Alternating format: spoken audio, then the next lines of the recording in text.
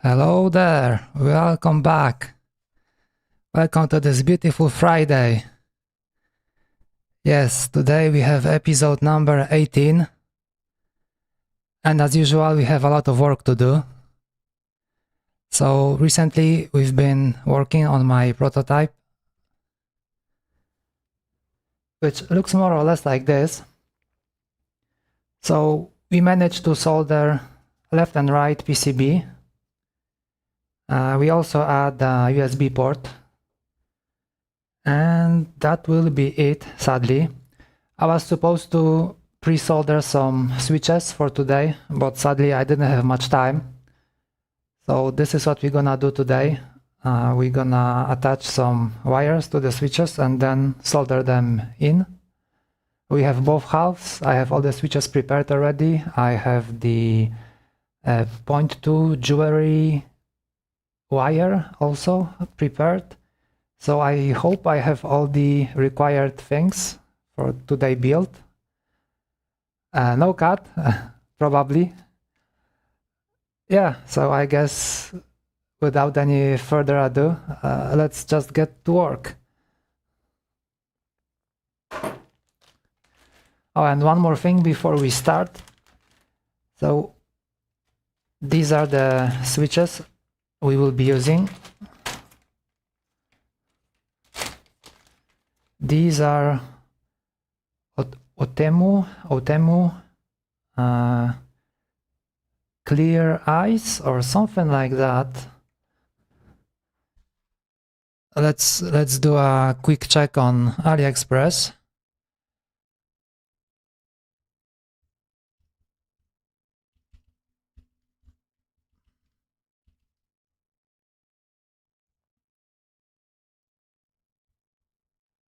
Let's take a look.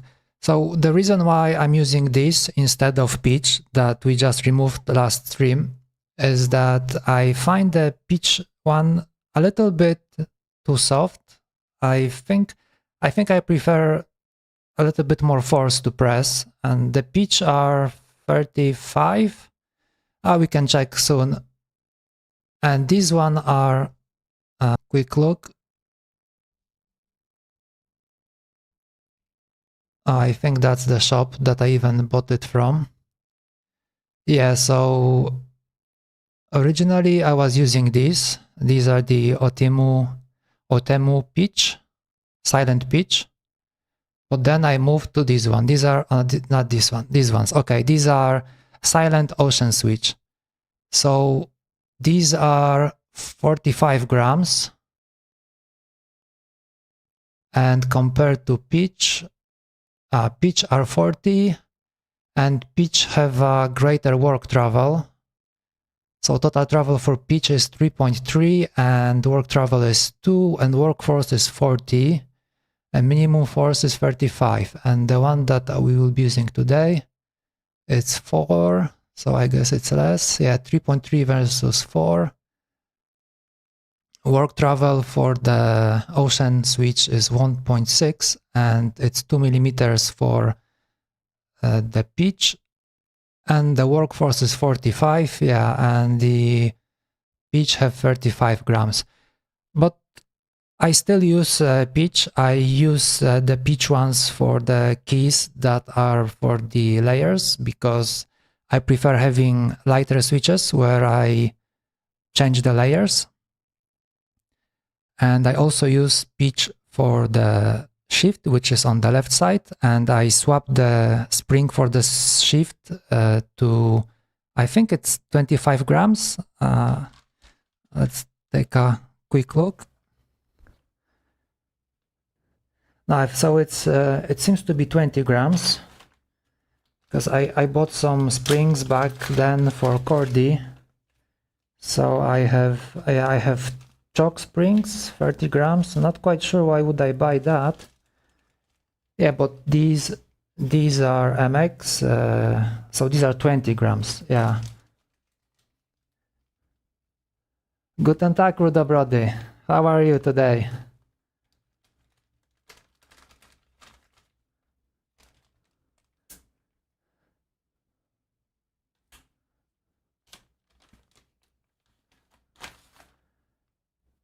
So yeah, as I said, we will use pitch for the mouse keys. We will use them for the shift and for the thumbs. For the layers, fine, great, great, good to hear that you're fine today. And I hope you'll be satisfied, because today we will be doing mostly soldering, because I didn't have time to solder all the wires to the switches last time for the past 2 days. So we have to do it today. So it's gonna be soldering stream. Yeah. So going back to the switches, we will still use the pitch for the mouse, for the thumbs where the layers are, and for the shift. And all the rest keys will be those, what was the name again? Okay, Ocean, Silent Ocean, a very funny name, but I like them a lot. They are quite nice, and they're very silent, just like the pitch ones. Actually, all of the keys that I just showed you, I tried, I think, those that are not clicky here. I think this one is tactile. Yeah, looks like it's tactile, because there is also clicky switch over here. So this one will be obviously rather loud, but like the rest, all the silent ones, they are very silent, and I really like them. I like my keyboards soft and silent, so these are just perfect.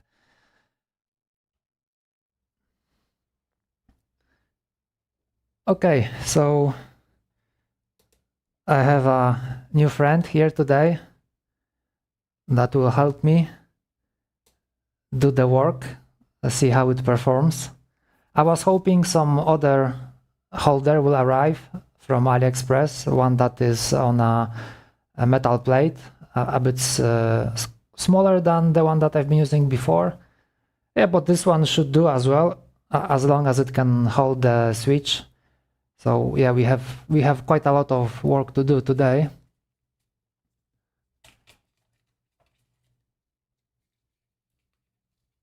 Yeah, and we'll be using this kind of a wire. It's a copper wire for jewelry, so this one is not enameled, so you have to be careful not to crisscross it anywhere, not to touch anything. But this is fine, because for our prototype we have canals for each of the pins from the switch, so that is not an issue, and this will work great. And it's very easy to solder, because you don't have to fight through the enamel. They just solder like any other stripped wire. So this should also speed up things today, hopefully. Yeah, so, and later on we will have to deal with the infrared diodes, but the first things first is the switches. So we should get to work before it gets dark. Okay, I have the soldering iron ready. I have the tin. Yeah, and I still haven't prepared the bottom plate for the, I think, for the right side. I have it done for the left side, but I also I decided to add this wall over here. So this is where the potentiometer for the infrared will come in. This is the same position like from the template that we just did before that. So I will use this to align, and then it should fit for the bottom. But there might be an issue with this part, because we have infrared diodes. The pads are very close to the edge, and there is some tin over here already, so there is no space at all. So I'm a little bit worried that I might have to reprint this later to accommodate for that. I was hoping that it will fit anyway.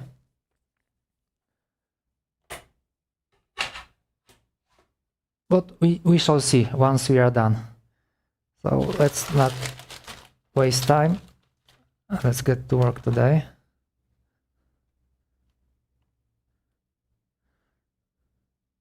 Also, this is not my first time soldering this, and I think I have a really good method. So what I will do, I will just take this wire, cut a piece, and then I will just wrap it around. Just hold it here and just wrap around like so. And then it should be easy to just solder it.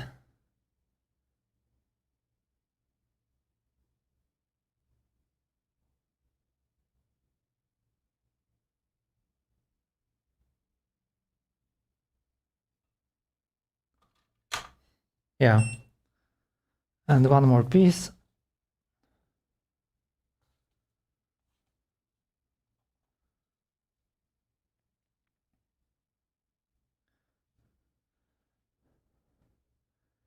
Going for work today, Rhoda Brody?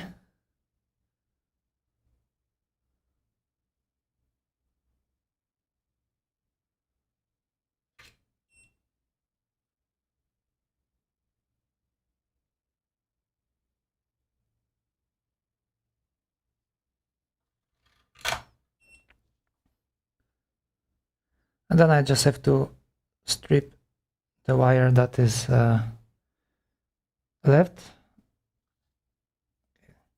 I'll be right back, just need to...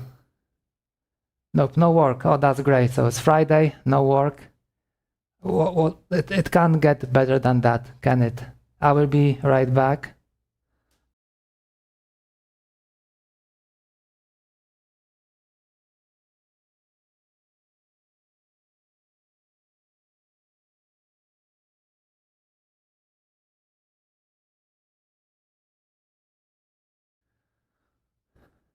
Oh, you had a night shift. Okay, so this means you have a day off, if I'm not mistaken. Not quite sure how it works with this kind of shifts where you live. Usually people get a day off for a night shift.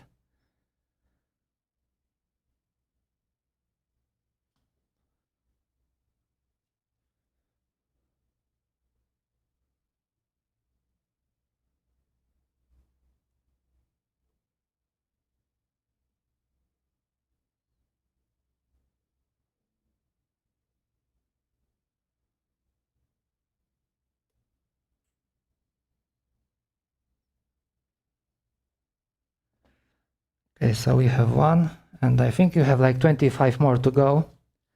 But fear not, it should go fast. Oh, this one seems like it was in use before. It has some tin on it already, so maybe I can skip one step.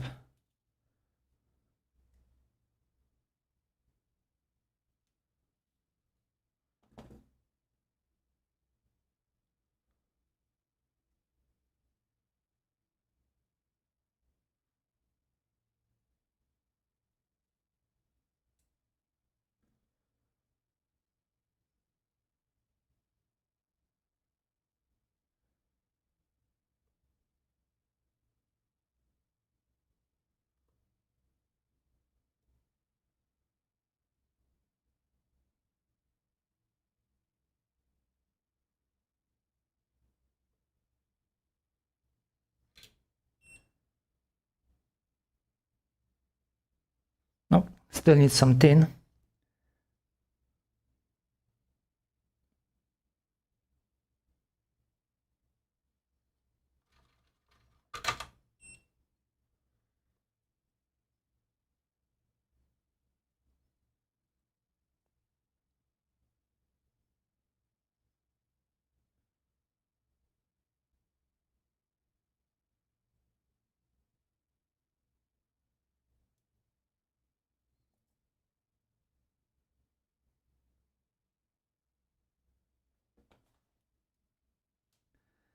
Have to keep the cleanliness on the table, otherwise it will be super messy before we even get to the half of the switches.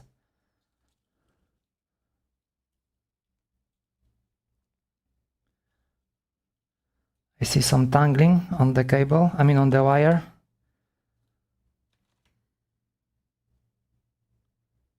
This one is clean.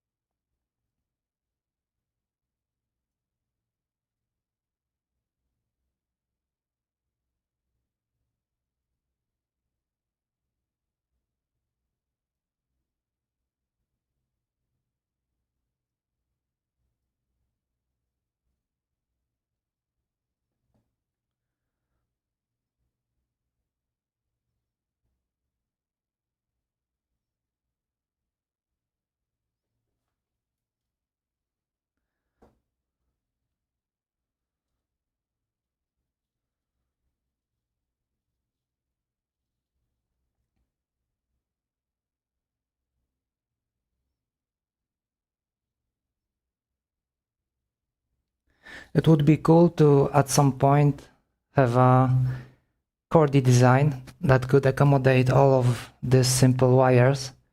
So like have like a lot of different canals, but I don't think it's possible because there's too many connections in cordy and too little space. But these are quite good for hand wiring if you have a keyboard. The only thing that you need to take care of is just to have a proper canals to route them. And like soldering part is super easy. I remember first time when I was building some keyboards, like many of other guys, I would just go with the enamel to wire. And this one is so difficult to melt. It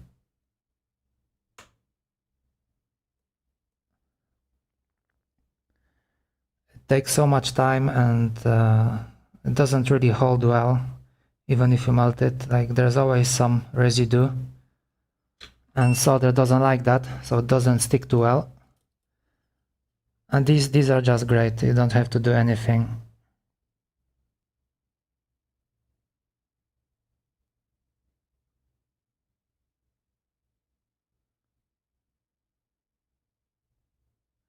No need to strip the wire, no need to melt the enamel. It just works.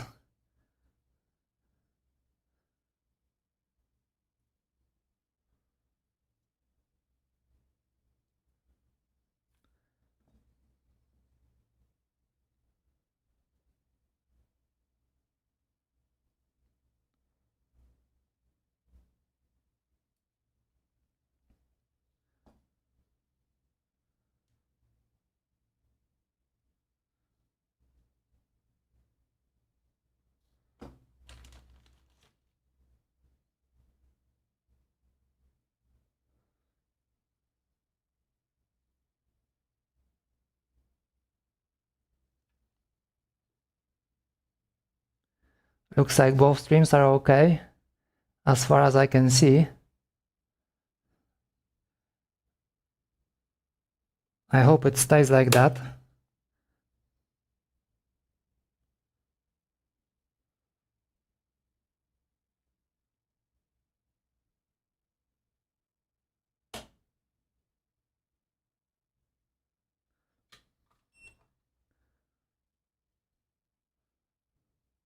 Okay, thanks for letting me know. If you need background music when I don't talk rubbish, there's a link in the video description, in the stream description, with a very nice music, non-invasive. You can listen the whole day, it never gets boring.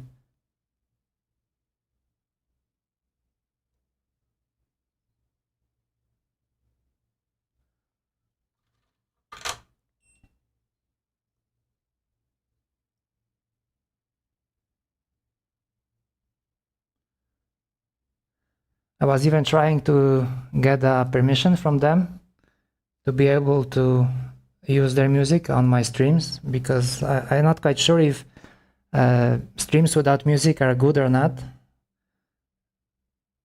What's your take, Ruda Brody? Should there be a music on the stream?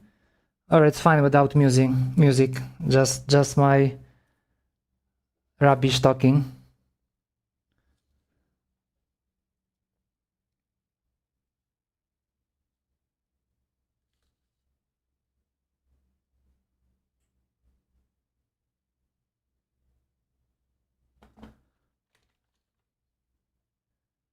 Not necessarily. Yeah, I think I can agree to that, because usually when I listen, when I'm at my PC, I usually have this very same music that is in the description. I have it running almost 24/7. So I prefer listening to this, and when I open a stream that has a background music, it usually blends together with what I'm listening right now, and it doesn't sound good. Oh, we have a bent leg over here, but that's fine. Not to worry.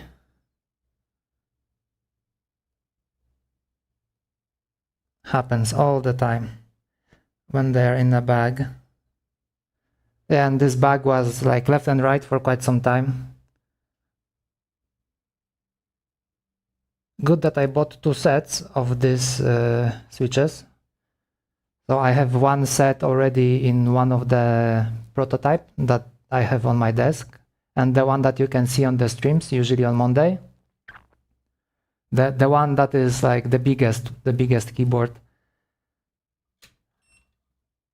Yeah, so that's one set, and I have another one set over here. So I bought it quite some time ago.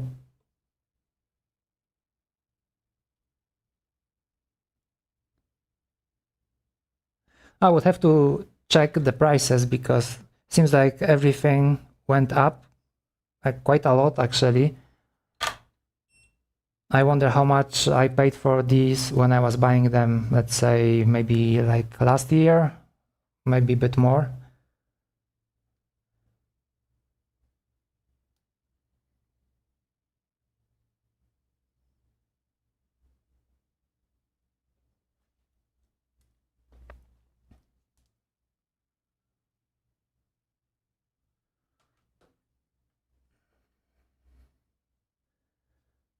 Okay, so we have 2, 4, 6.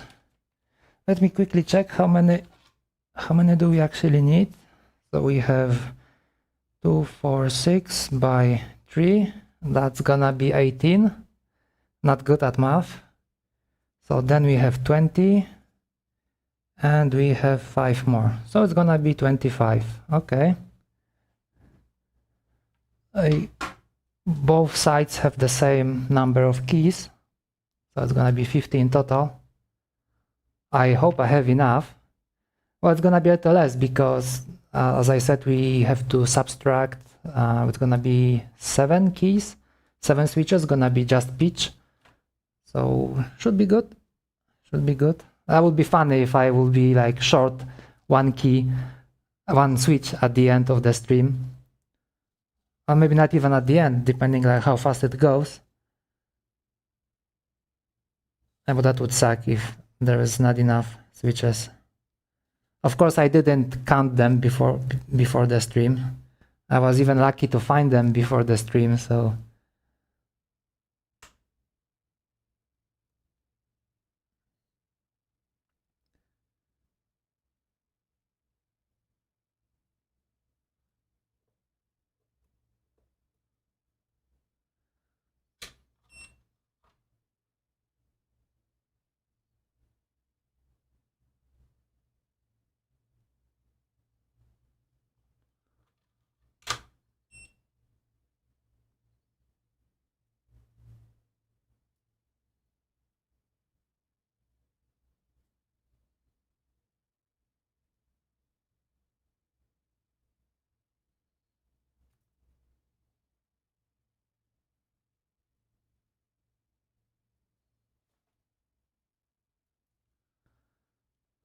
Oh, this comes handy.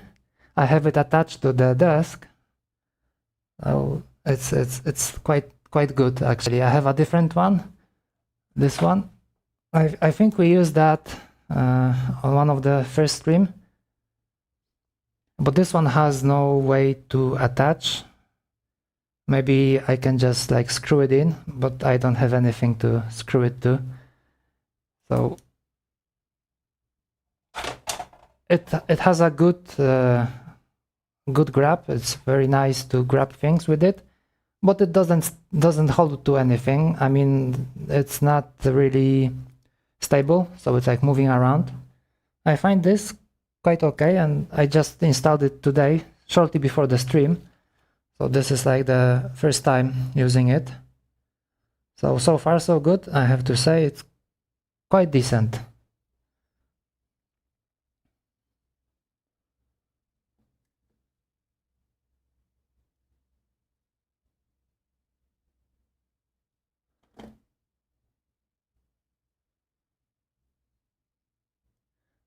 The other way, this way is easier.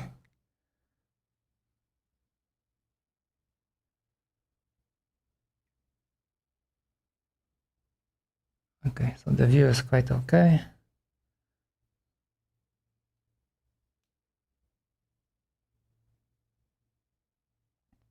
Maybe I should use a longer wire.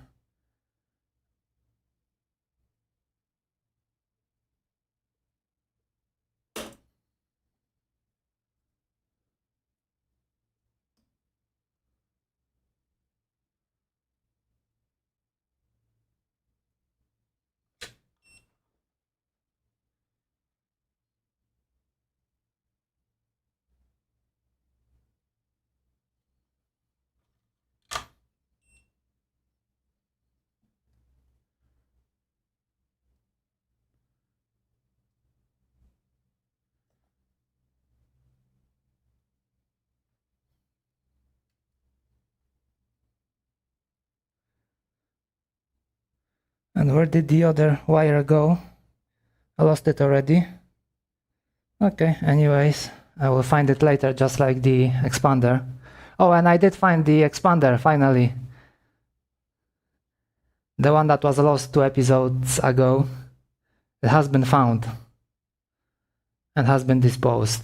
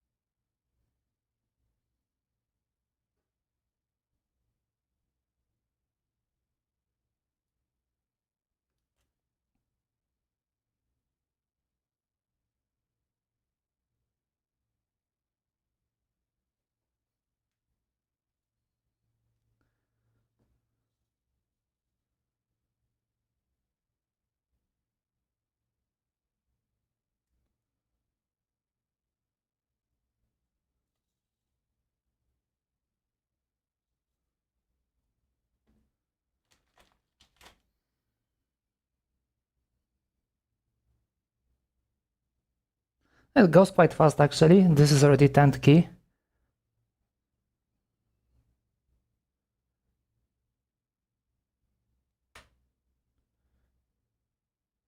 Maybe because I have such a good technique to do it now.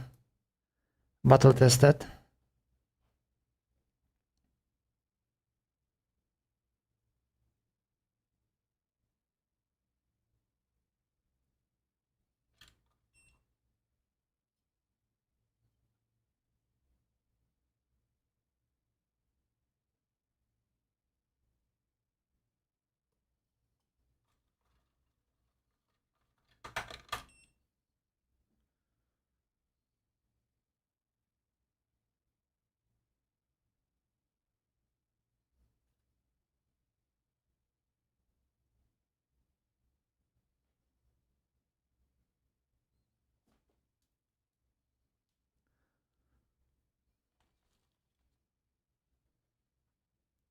So many bent pins. Yeah, I remember originally Otemu, they used to have a very thin pins, very easy to bend. Maybe it got better right now. I guess this is where the price was coming from back then, because they were quite cheap.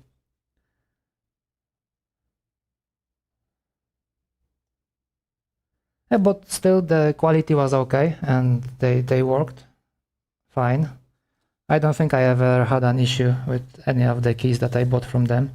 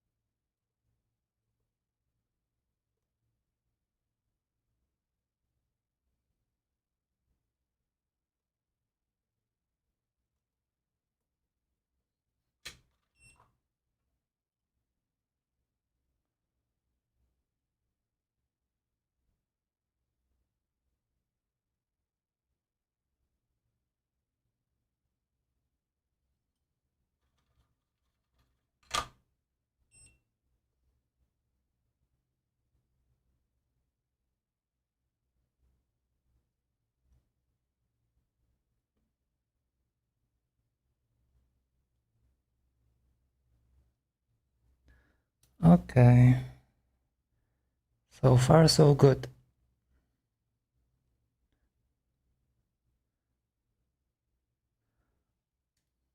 Well, I'm expecting some trouble when we get to the infrared, because that's gonna be messy.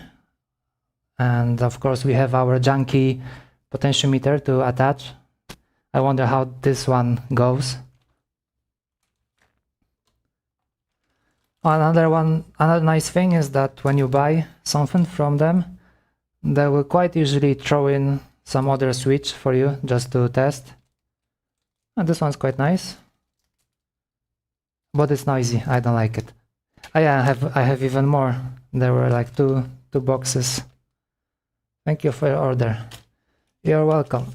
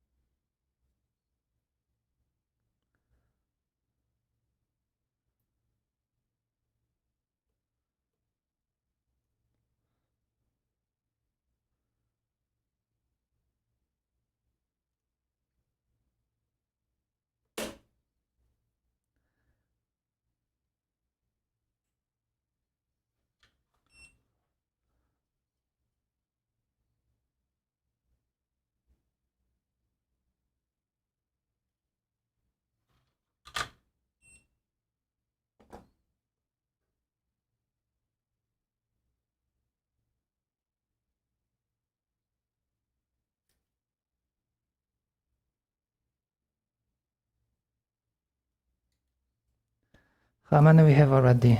2, 4, 6, 8, 10, 12, 14. Okay, this is left side, so we need 20. We need 20 only. Okay, 6 more to go. And then we can move to the pitch ones. I think I will use the pitch that we just removed on the previous stream. I mean, from the previous prototype. And they were working fine. So should be good.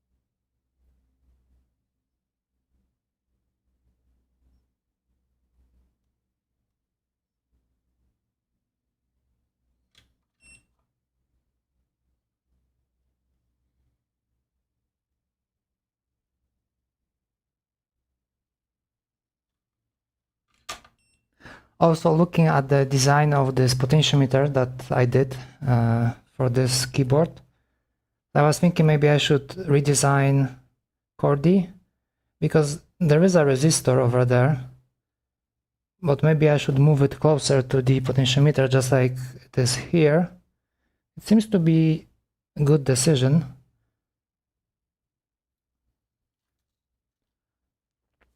And it will definitely unclutter the space around the switch because in IrDA there are there are 2 switches actually. There's an encoder over there. There's infrared, so we have to fit in 2 resistors, a lot of wires because like every resistor has a different connection, and then we have all the switches, and on top of that there is an encoder as well. So it's very crowded over there, and if I move this resistor somewhere further, like close to this potentiometer, maybe I'll have more space over there, but something that we have to remember to check later on. Once we are done with this keyboard, we can go back to IrDA. I have all the mouse encoders already at home. So if we manage to finish today, maybe over the weekend I will try to mock up some mounts for those encoders. I was thinking doing like a horizontal one and vertical one. My only concern is that the opening for the shaft is very small, and it might be difficult to print something that will fit inside. I do have a wheel that comes with that fits in a mouse and should fit these encoders as well. But I don't think I'll be able to use the shaft from it. And most probably I won't be even able to use the wheel anyway.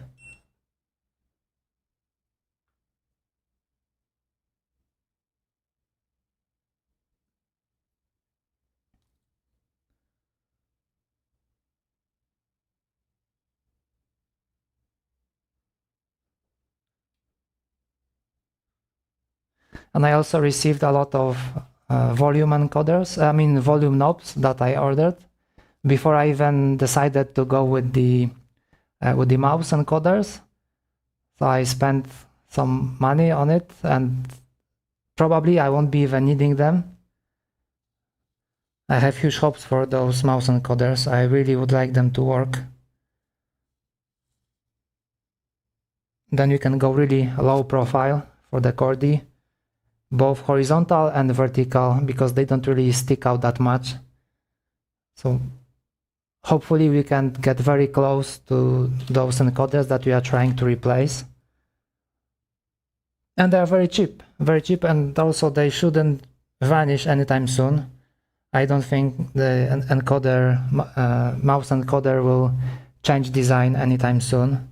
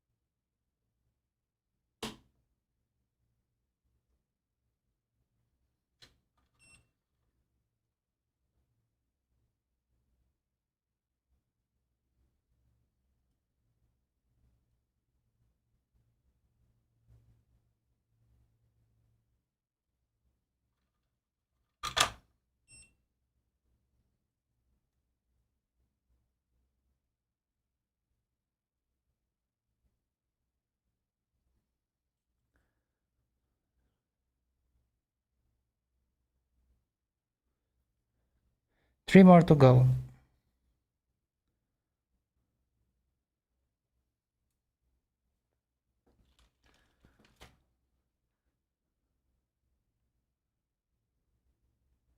I wanted to say that it goes fast, but it's been 40 minutes already.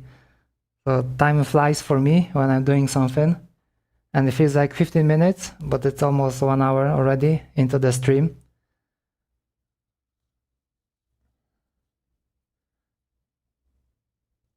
Yeah, but since it's Friday, we can have a chill soldering stream.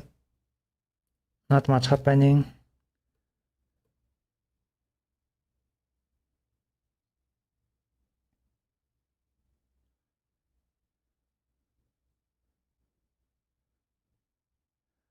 I also lowered the bitrate for the Twitch stream to 5800, and so far it's not complaining. This should be good, I guess. I don't really know. I don't understand why it's complaining if it's set to 6000. This is what they require on the help page. But then when you set up 6000, you constantly receive a warning from Twitch that bitrate is unstable. Don't know if it has any repercussions for the viewers, or would the stream be not suggested to anyone if it's unstable?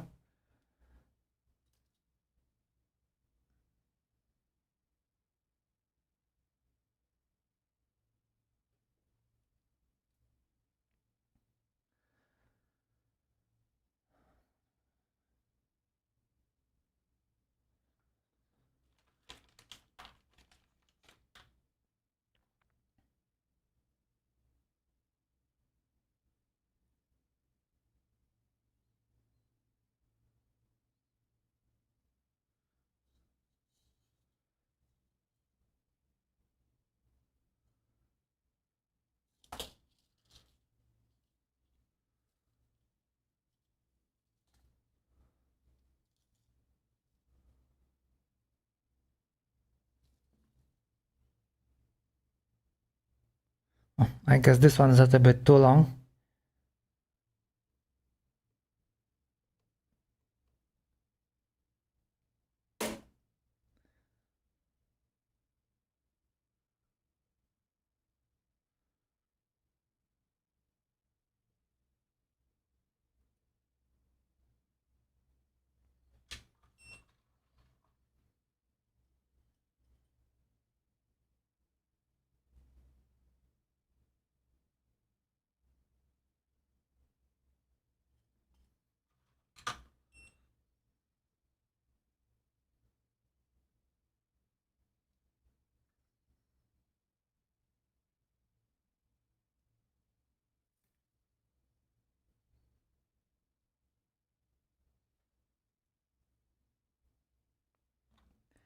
And the last one from the, how they called? Silent Ocean. Damn the name.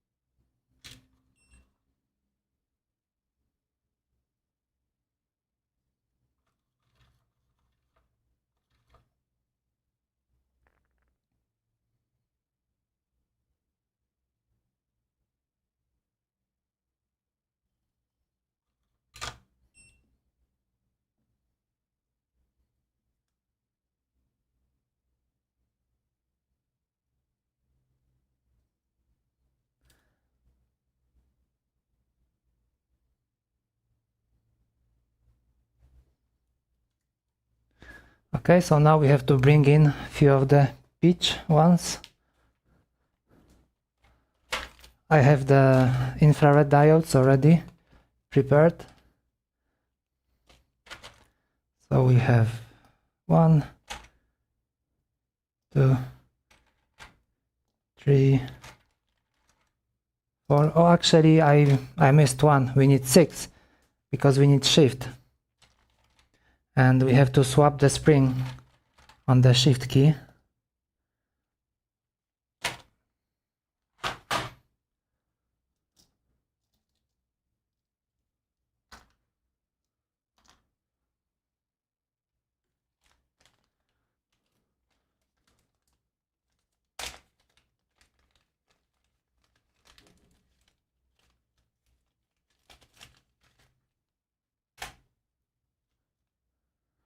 $20 grams.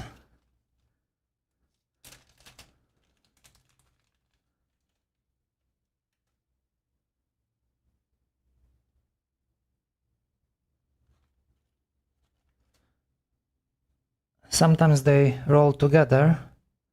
It looks like it's just one spring, but it's not. But this one is just one. Let's put it aside. And now we have to get to the heart of the switch.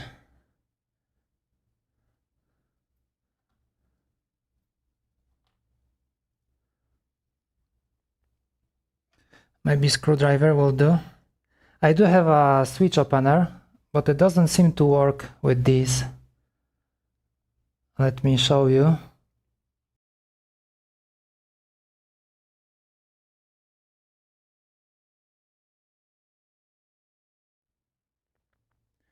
Yeah, so it's something like this. And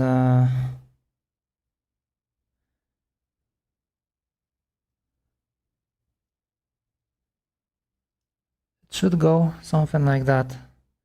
But somehow it doesn't fit this one. I think I did open some other switches with it. But we are good with the screwdriver.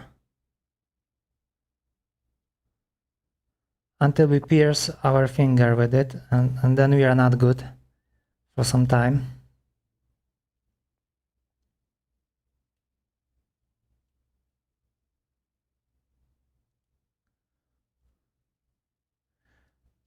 And also it might happen that spring will join I2C expander in a different realm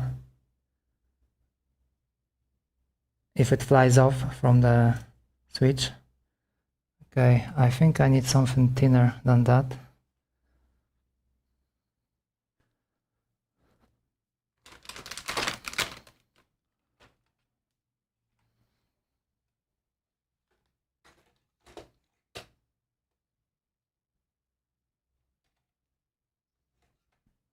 How about this?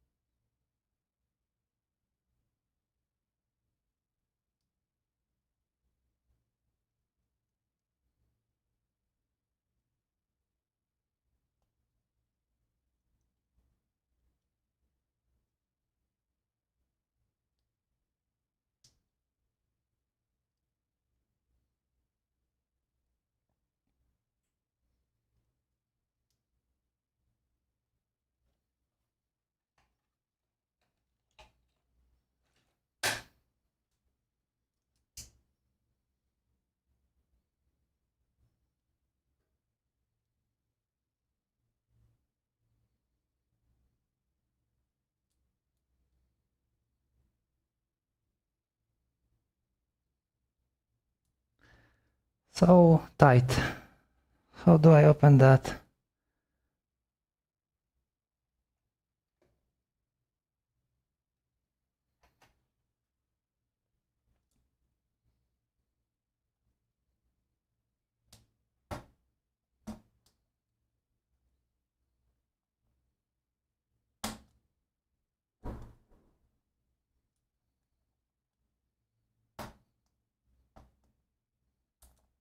Okay, that was easy. Just need some more love. So that's the original spring from from the switch, and this is the 20 grams one. So you can see it's half the size.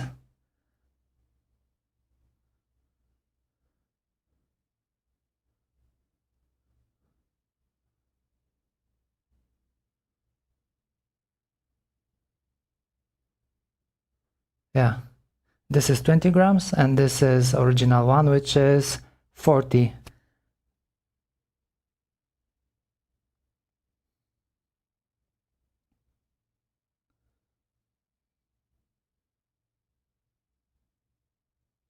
And this is how they make the switches silent. They just put some rubber on these.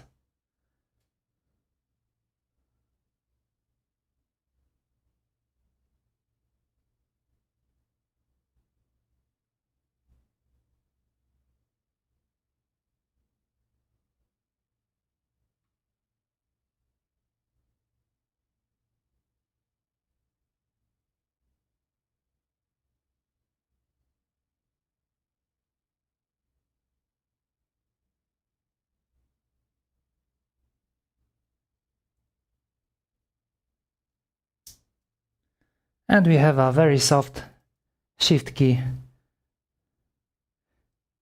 It's great. I think I should mark it somehow. So later on I will know that this one is soft.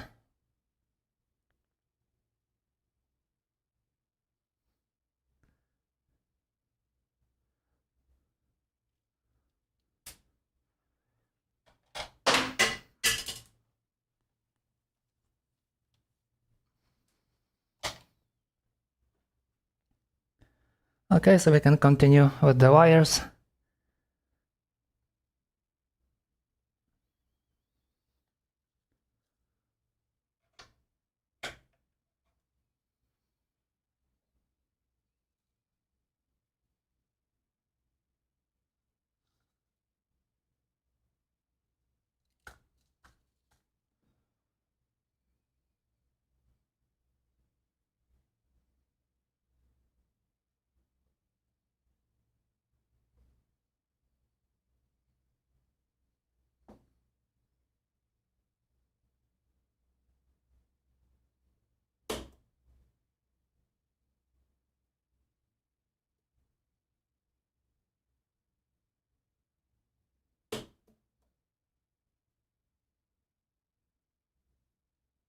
And the pitch ones, I think it's called 5-pin. So they have these pins on the sides. They should help with the stability of the key, especially if you are soldering to the PCB. But sometimes it's just annoying. It's getting in the way. Like now when I try to wrap the wire around the pin and this support kind of getting in the way. You can safely cut it off. Nothing will happen. And even if you're soldering it later to the PCB, it still should be fine.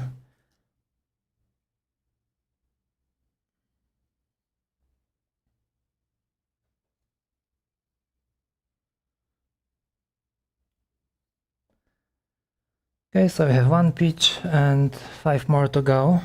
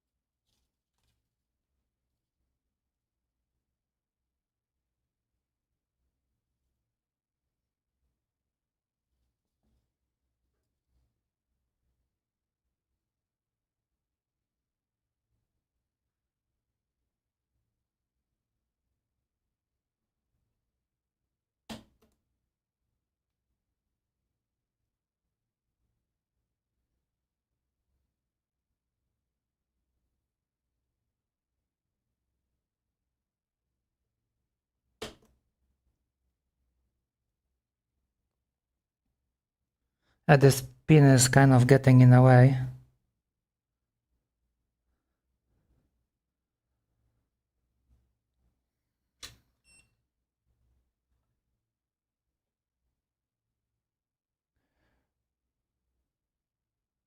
Well, I think I'll have to cut it off anyway, because I don't have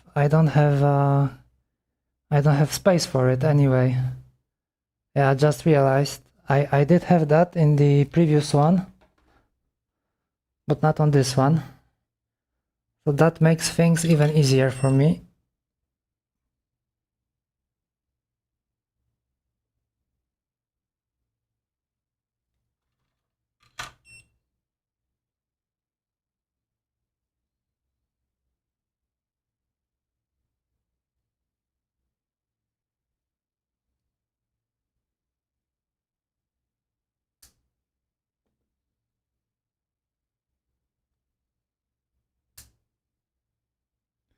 And it's gone.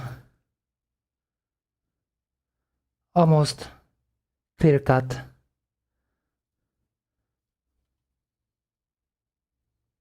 I mean clean cut.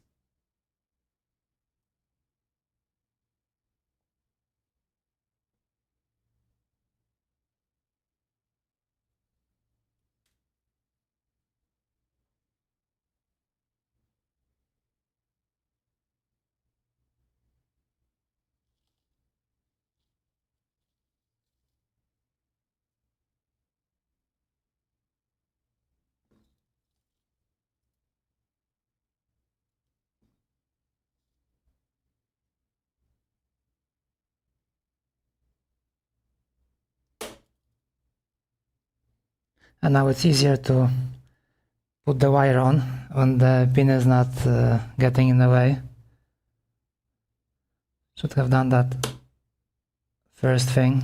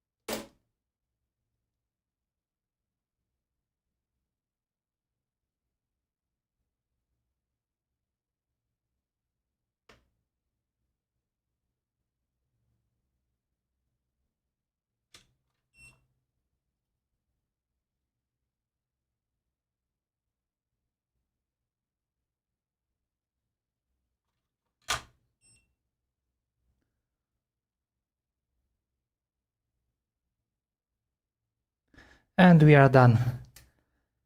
All the switches for 1/2 are done.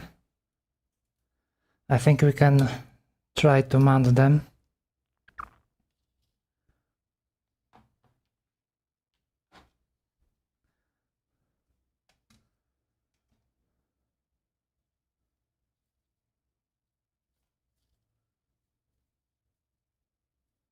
Okay, where is my shift? It's here. So this guy goes here.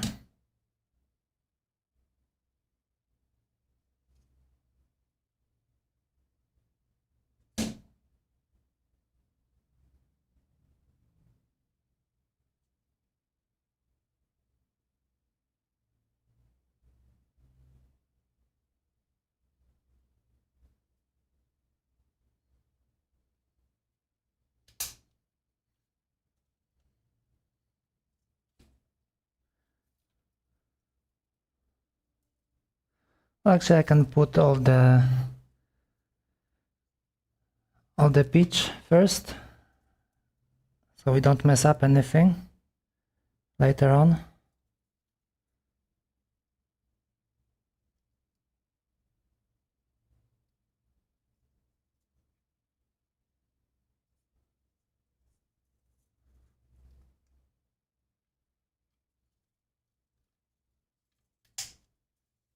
So this is how it's all connected. So you have the switch over here, and with the wires it's routed to here, and then I just solder it in. And this is how it works. Kind of abomination. You have a PCB. I used to have to hand wire.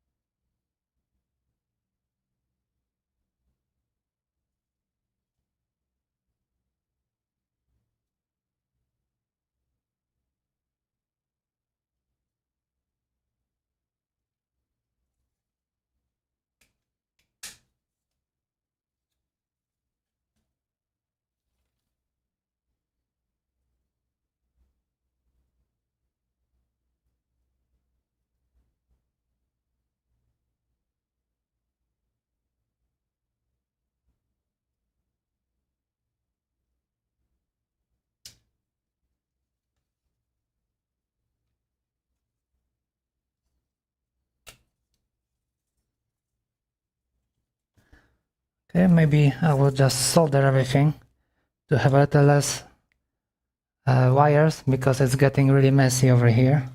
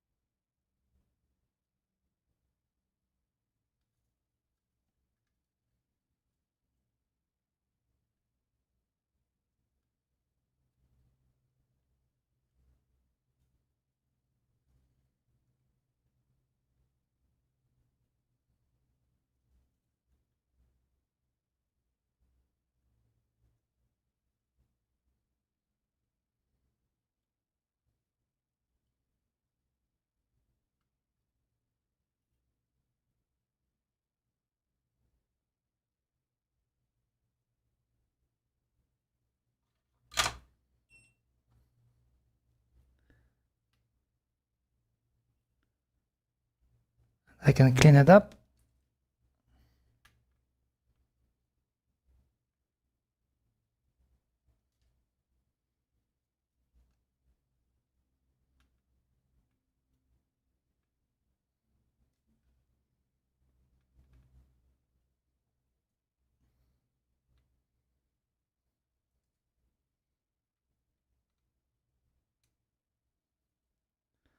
Okay, so now we can continue with the ocean ones.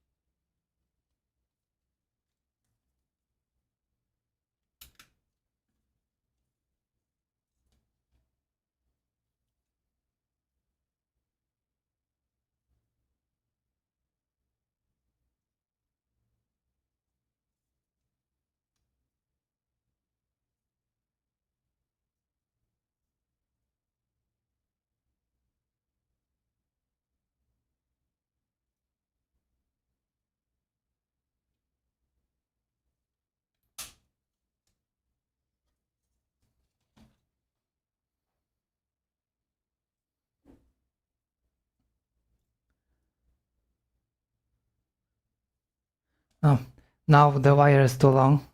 It's difficult to push it in. Keeps bending.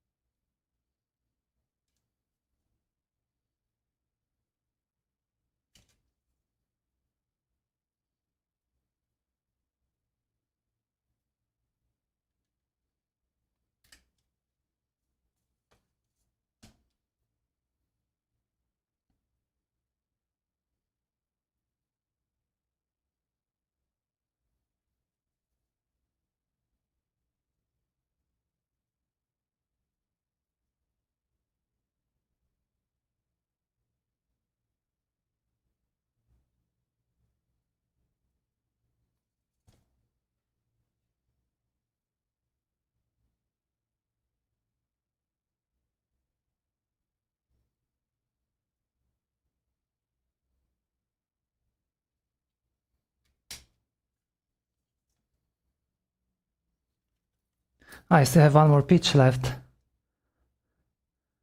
Forgot about it. And it goes over here. This is the layer number 1.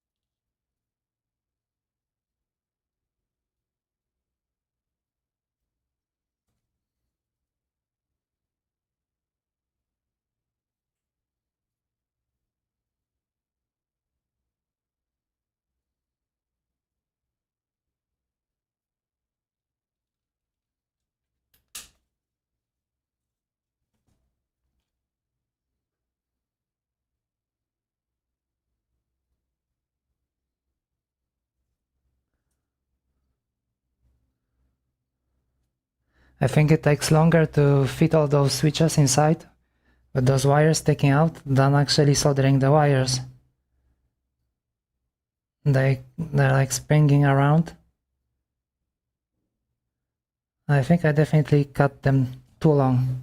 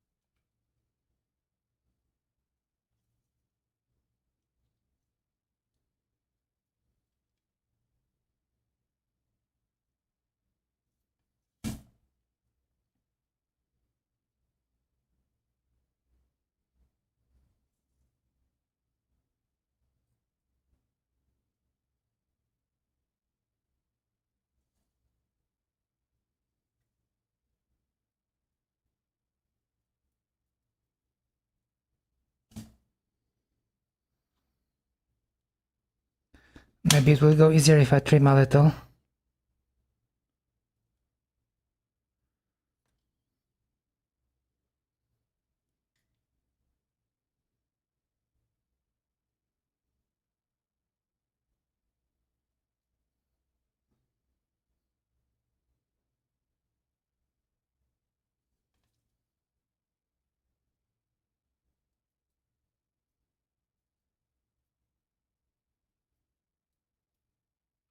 Yeah, definitely easier.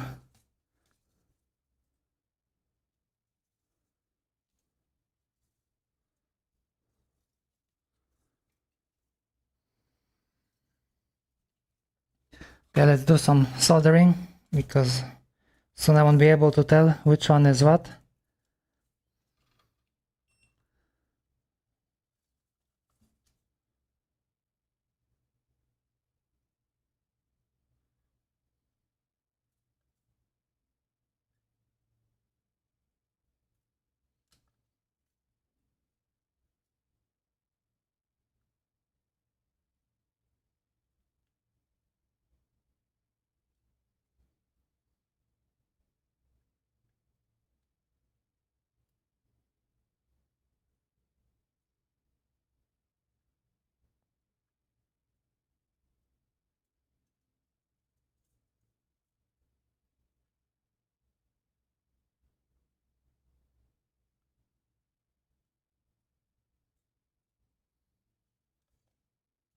Okay, what else do we have over here? I think this side.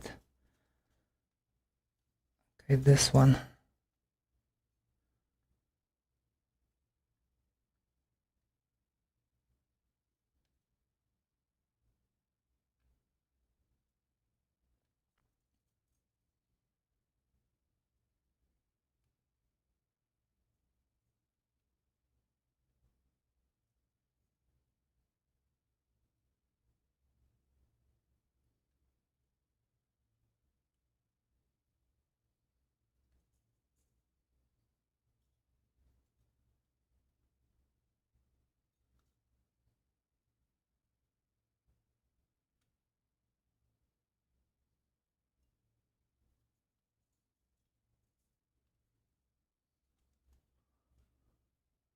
That looks cool. Maybe I should leave it like that.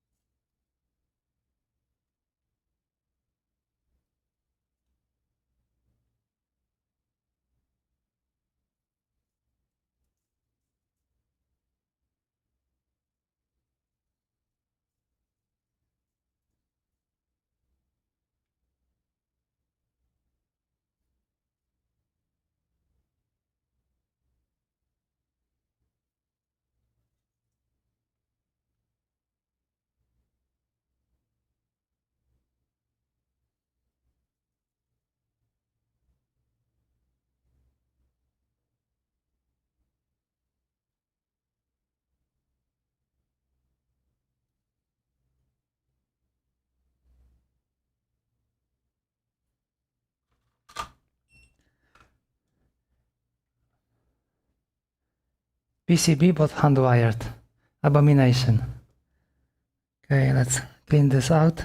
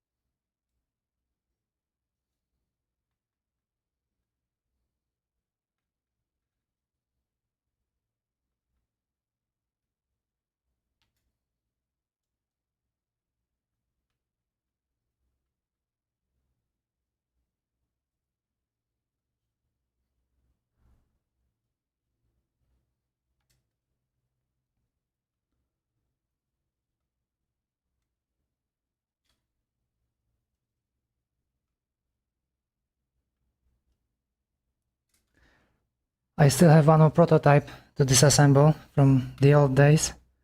The same one that we just did recently. I think I'll just do it off stream.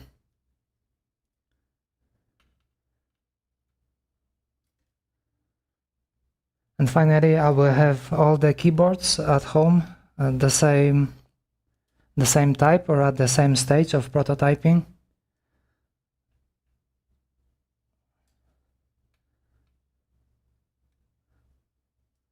So once I change something in the layout and in the firmware, I can just flash it, no problem. Because it's all the same firmware for all of them. Okay, so we have center to fix and these few remaining ones.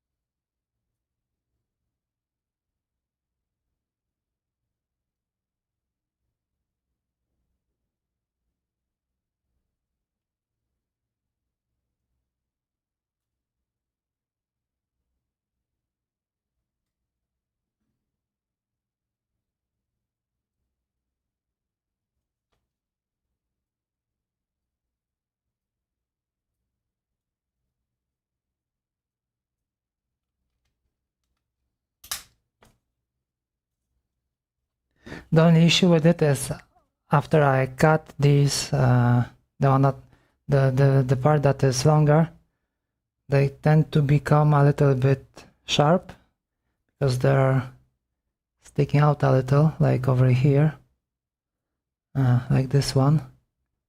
So sometimes you can get caught in it. It's not the best thing.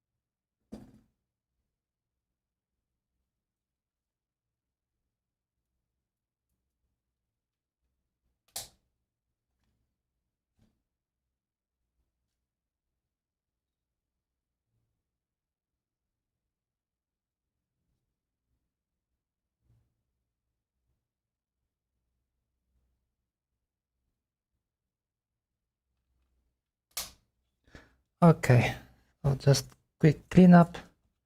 First I have to solder this.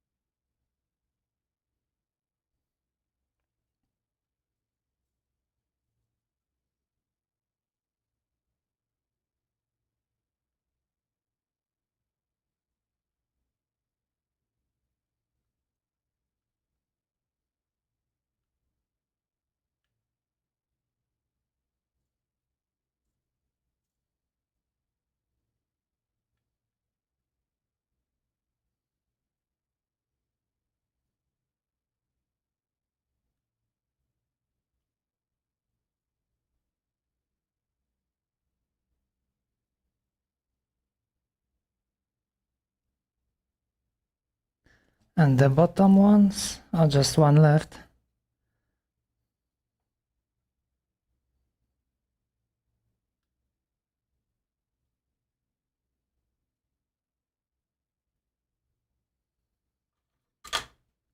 Okay, let's chop off the remaining part.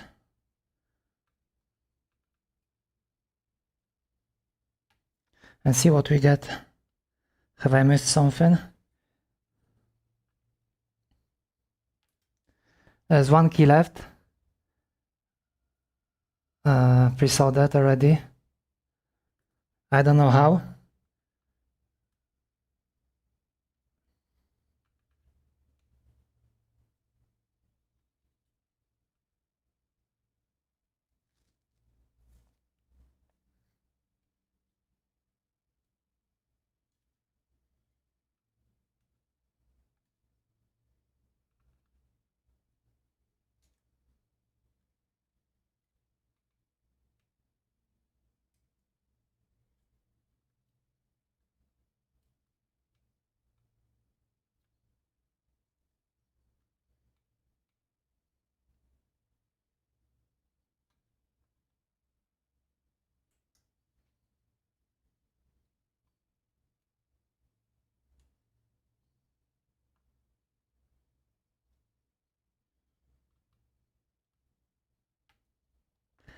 Okay, so looks like we have it clean.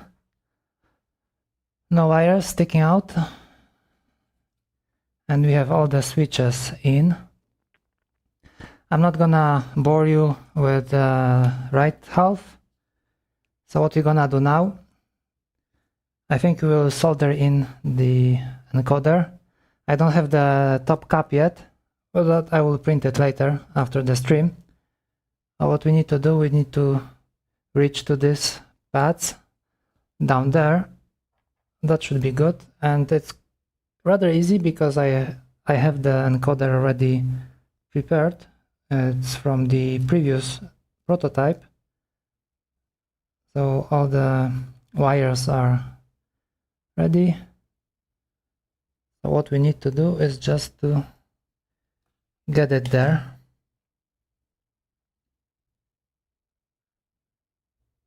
And I think the height should be similar. Where is it? Yeah, more or less. Maybe if I use tweezers, maybe I'll be able to get it soldered. Maybe different ones. Oh, this should be better. Maybe, possibly.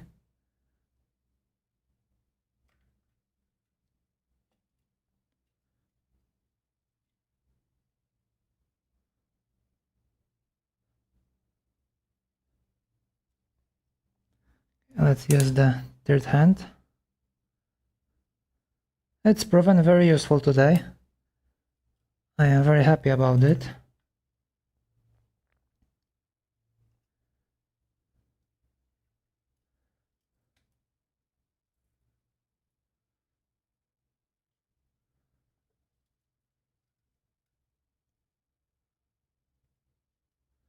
Okay, should be able to do it somehow. Okay, maybe I'll revert to this one. Easier to reach. Okay, looks like we might have a chance.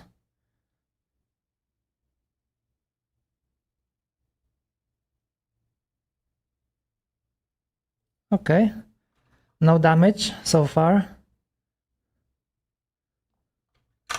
Maybe I should have started with the leftmost, not the first one. I might have issues getting them all.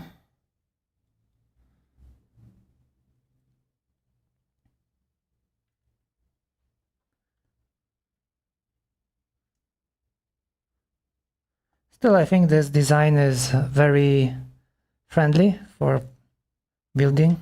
It doesn't really require much skill. Unless you decide to go with hot air, like I did, and blow everything off the PCB.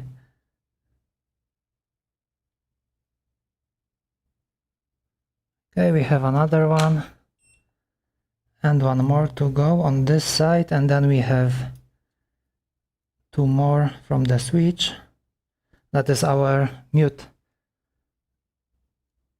Somehow I hardly ever use this volume at all and the mute. There was a time when I was using it quite a lot, but now somehow I don't.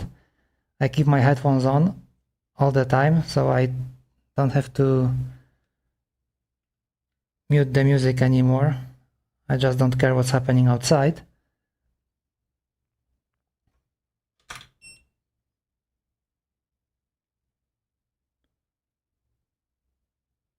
Okay, that wasn't too bad.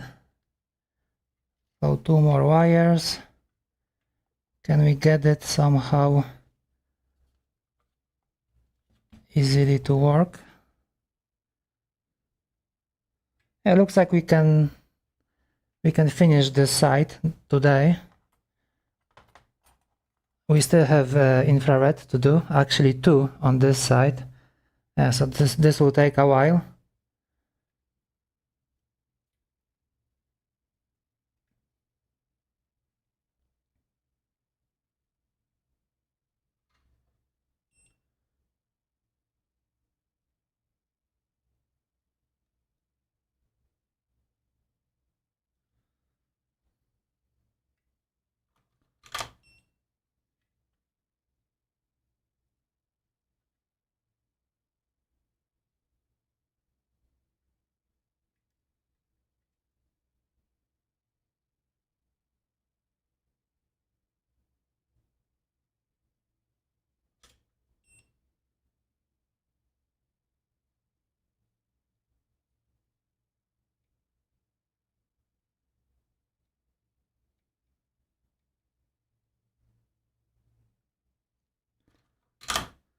Okay, we made it. Somehow. Yeah, all good. Okay, so time to get to the infrared part. And this one is rather tricky. So we're gonna be needing two of these.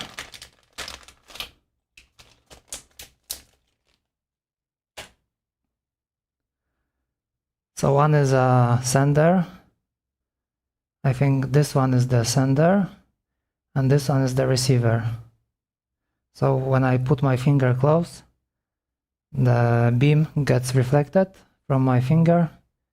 This one reads it, and this is how it knows it's time to change the layer to something different on the keyboard. but these need some treatment before we get to them. Okay, there's one more thing I'm missing. I will be right back.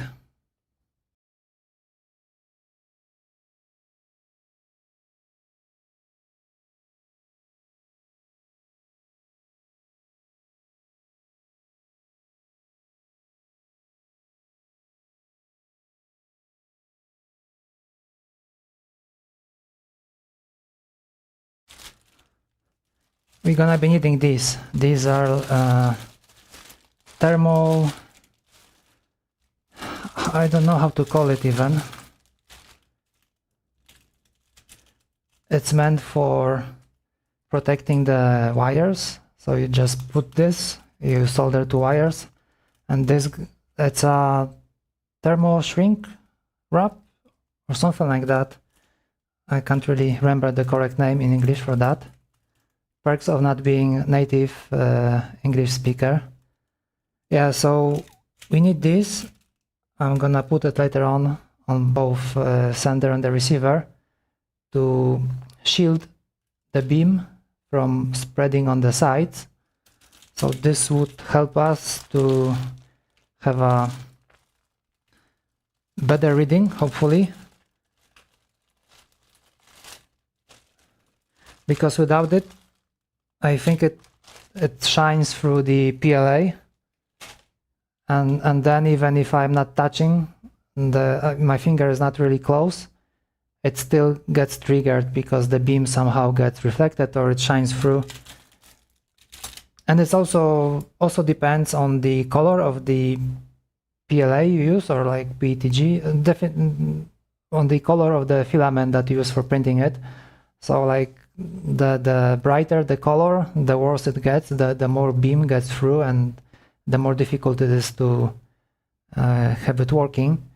But with this, with these wraps and with our janky potentiometer, I hope we'll be able to combat those issues. So before we proceed, I have to check how does it look like, which leg is the anode, which leg is the cathode. I think this is TCRT 5000. Yes, that's the one. Okay, so this is how it looks like, more or less. So this is the transistor, optotransistor, and this is the infrared diode. And what we need from it is which one is plus and which one is the minus. Okay, so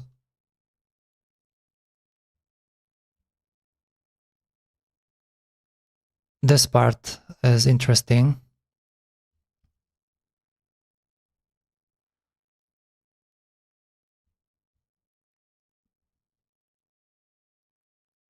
Yeah, so when we look at it,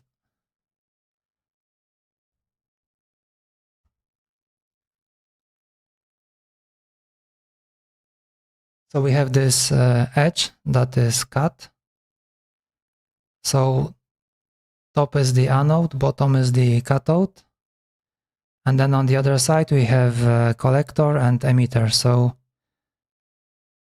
cathode is the minus here, and emitter also is the minus. So I will cut the bottom legs short to have a good indication what is what.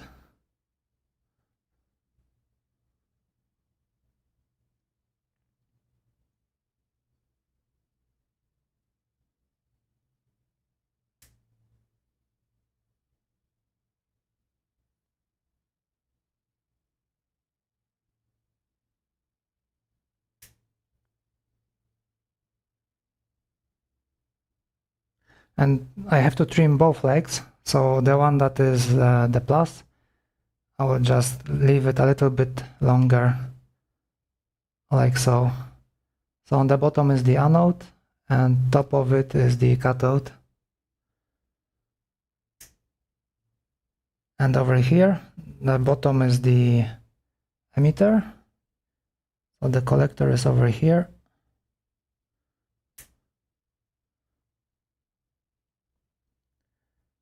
And this one the same.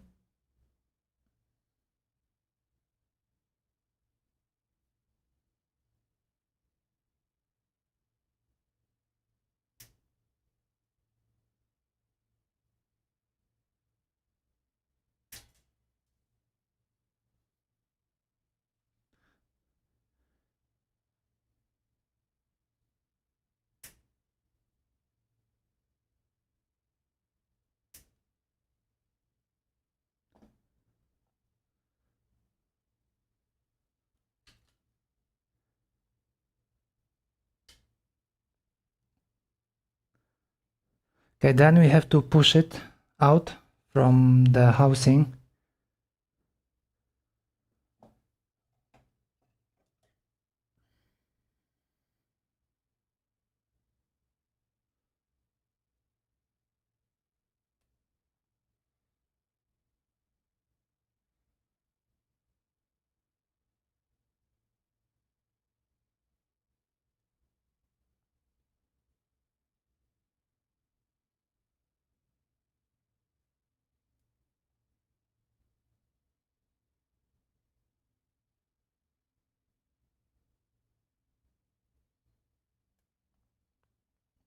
As you can see, there is a divider over here, this small part.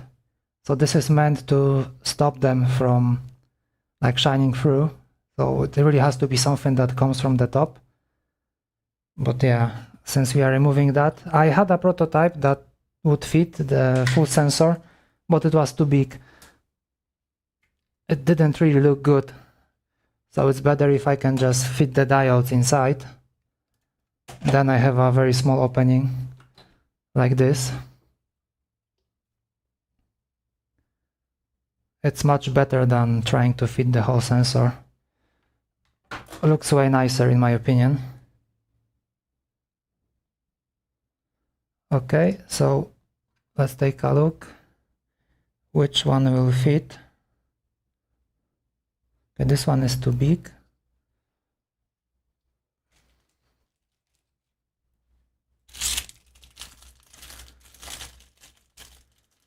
I think this used to fit quite well. I will take the black one.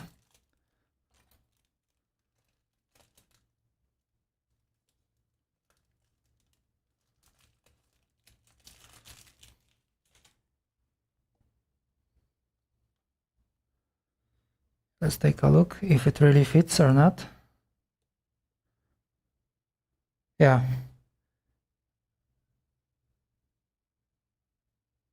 It's just perfect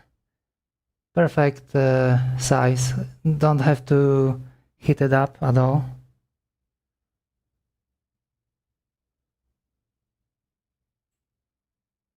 I will just cut it.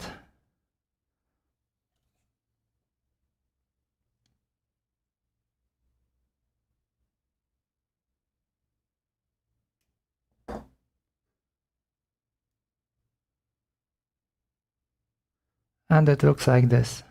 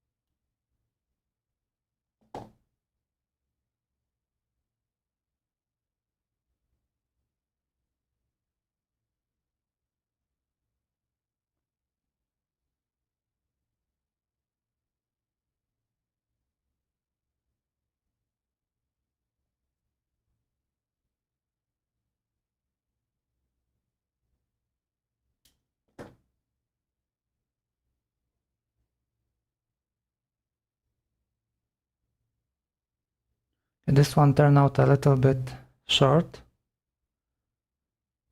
Well, the worst case scenario, I can always take it out even if it's inside the keyboard. I can just grab it with tweezers and it should come off, and then I can cut a longer piece. But with the potentiometer, I hope, even if it's something wrong with the sensitivity, with this, if this doesn't work like as it should, then I can always try to fix it with the potentiometer. So this shouldn't be an issue.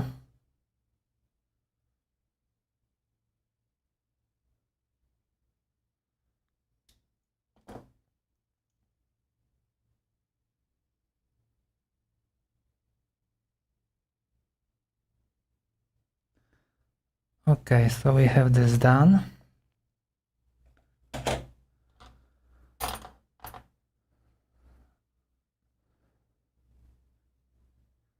So now we need our helping hand. Then this thing is useful. I like it a lot. I should have attached it long ago.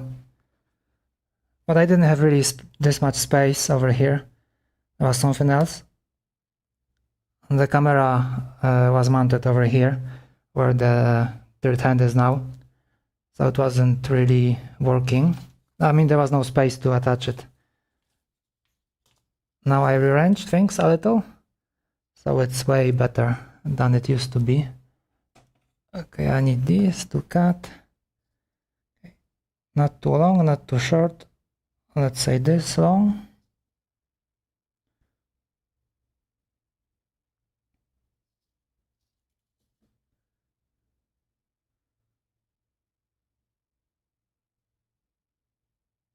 Okay, the problem is that if it loses the grip, the diode will shoot off somewhere, and most probably it will join I2C expander. And what else did we lose this time? I can't remember already. There was just one more part missing as well.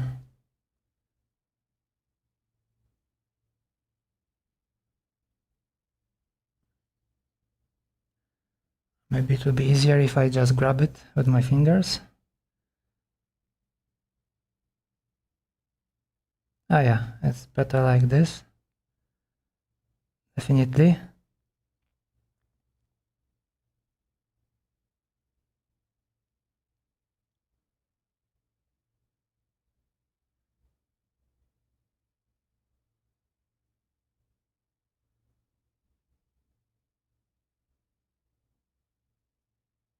Okay, but for soldering, I can keep it here. Just a little bit more space.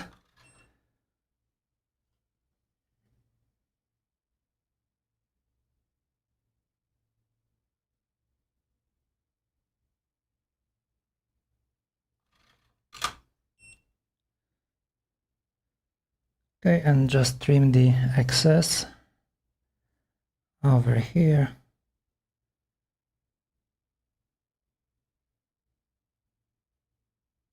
I think the shrink wrap got some heat from soldering, and it might have grabbed onto that was the receiver a little bit stronger than it should.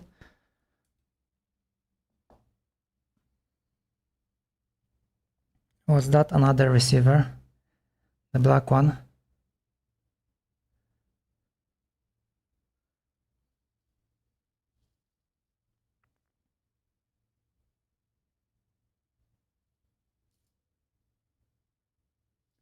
I like these infrared modules on my keyboards because I can easily tell if they are working, at least if the diode is working.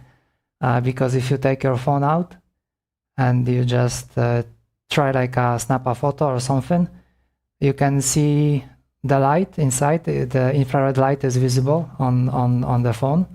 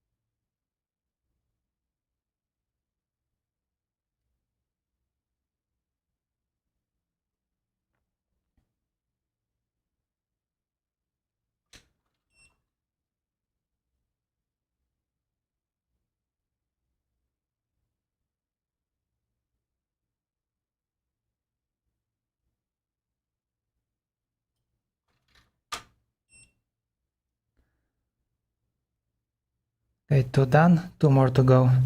And now we have the diodes.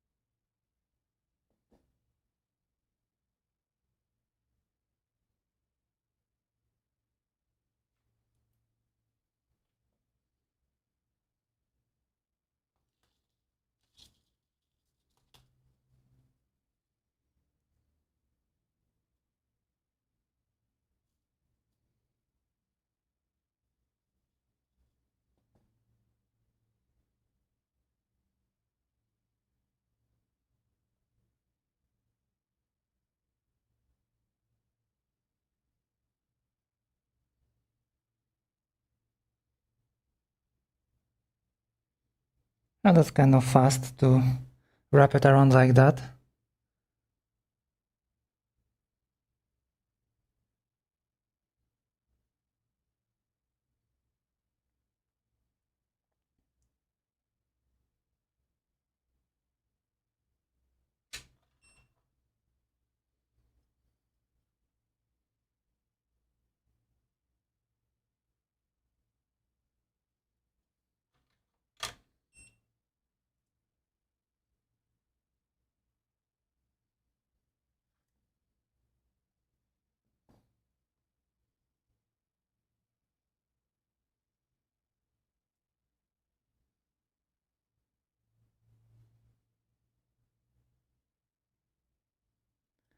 Okay, so we have one more to go.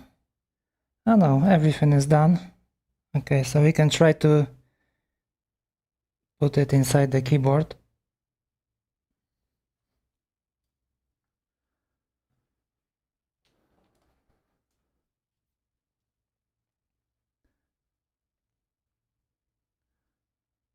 So I left the markings here. So this is the anode, this is for the diode that shines the light, and this is for the optotransistor. So this is the collector and this is the minus. So it should be easy to figure out what is what. Okay, we won't be needing our hand for now. Okay, so let's get the diode, and the diode is on the bottom. I think I cut the wires too long, and it should go like this. So this is plus, this is minus. I always get those wrong, anode and cathode, but I think the cathode is the minus. If Ruderbody is still watching, maybe he can confirm if I'm right or wrong about it. And just to be sure that the wires don't cross each other, they both have a separate canal. Yeah, like so. So anode is the plus, right? And the cathode is the minus? Or I got it wrong again?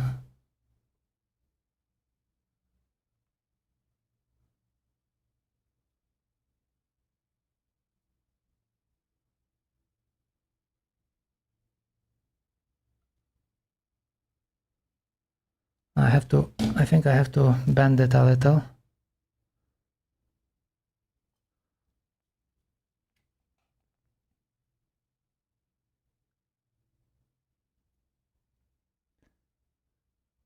Anode is minus.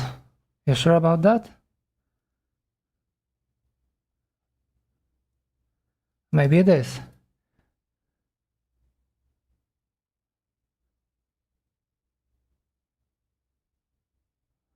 Okay, I'm not quite sure about that.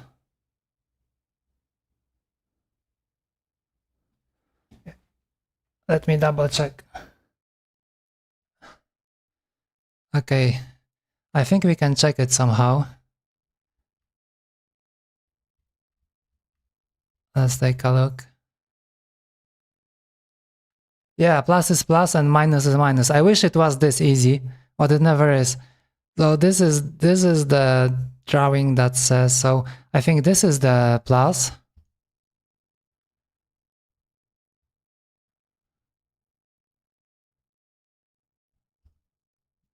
So I think this is plus, right?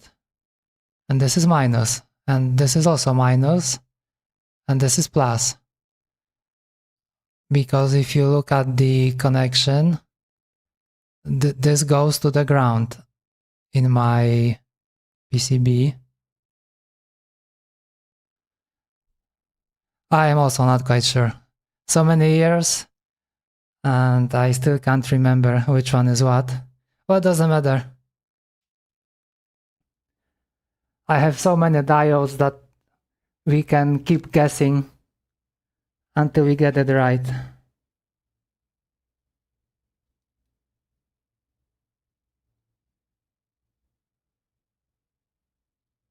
It would be too easy if everything was working.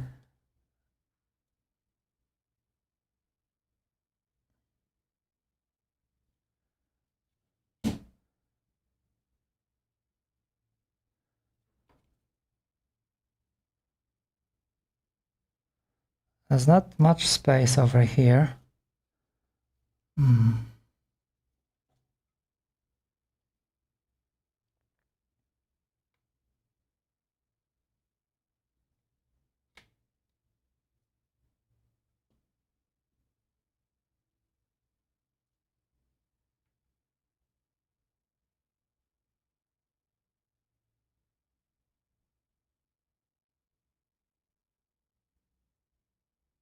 Wiki. Okay, so the anode is the negative electrode. Yes, but the electrons flow towards the minus, right? Towards the lower potential. Whatever.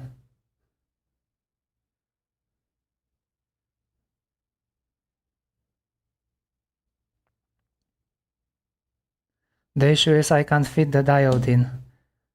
So far nothing will float. I mean, nothing will flow for now.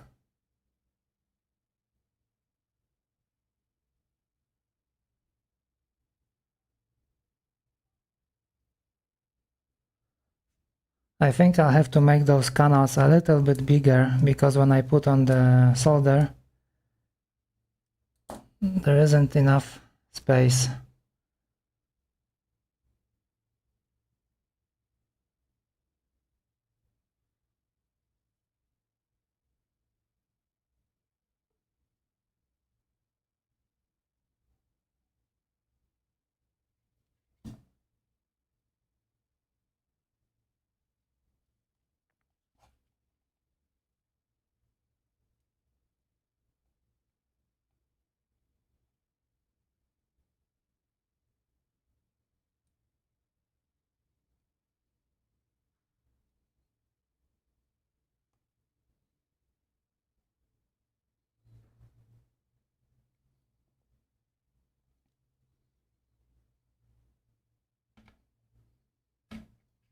Okay, it went in. I just needed a little bit more force, like everything. All you need is a bigger hammer.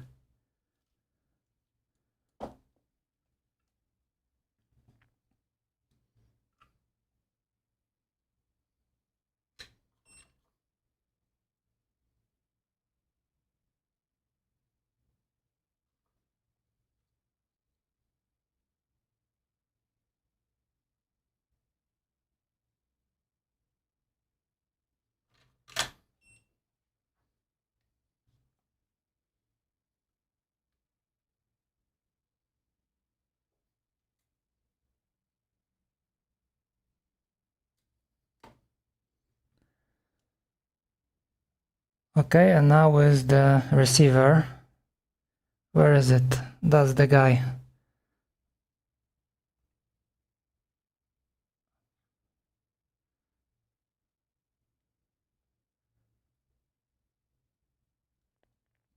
So the long one was the collector, if I remember correctly. So it should go in like this.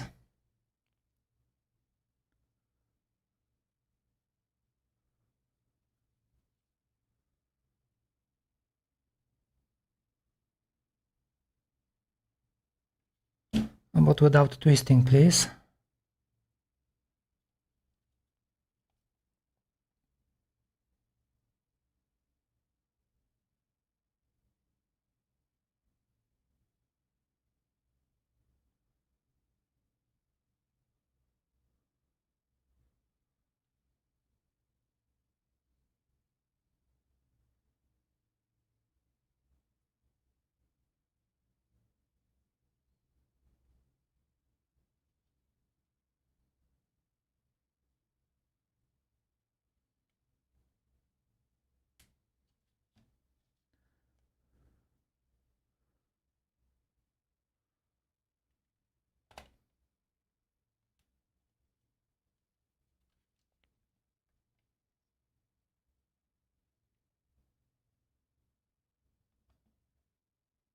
Okay. A little bit of brute force and it's in. Just like the previous one. I hope I didn't swap the polarity along the way. Well, I have killed already so many of those diodes, I can't even count.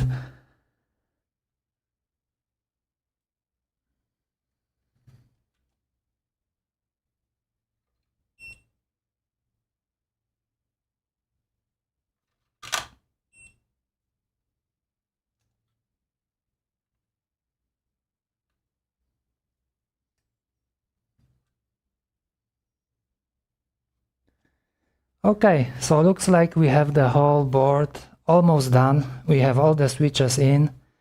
We have the encoder over here. We have both diodes, this one, left and right. Oh no, we don't have the left one. Okay. Too speedy.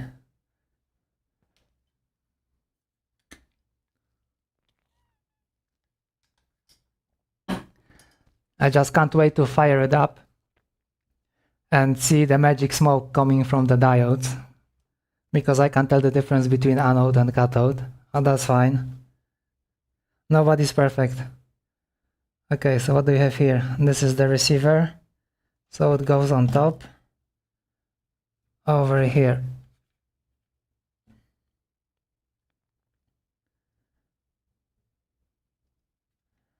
And the plus is on the left side.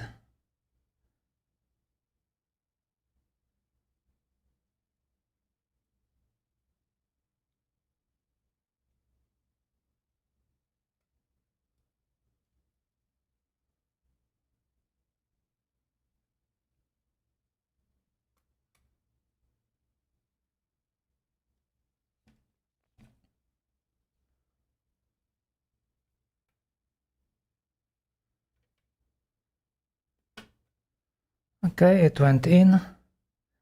I see that the shrink wrap a little messed up. That should be good. Okay, I cut the legs too long. Oh, that's a problem.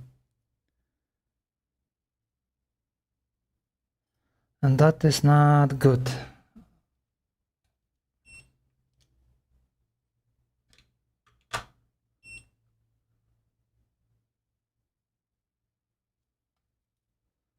That is not good because they are sticking out.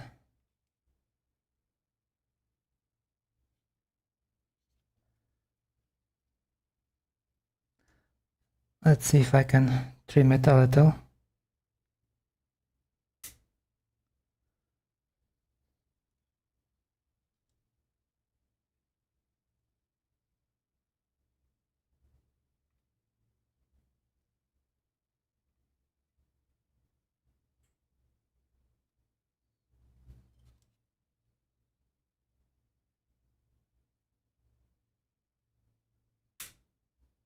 And I chop off the wire.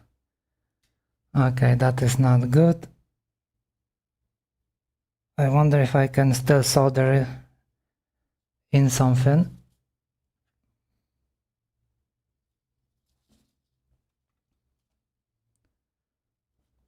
Without melting the whole keyboard. Oh, that would be a huge mistake if I had to reprint everything, remove all the keys.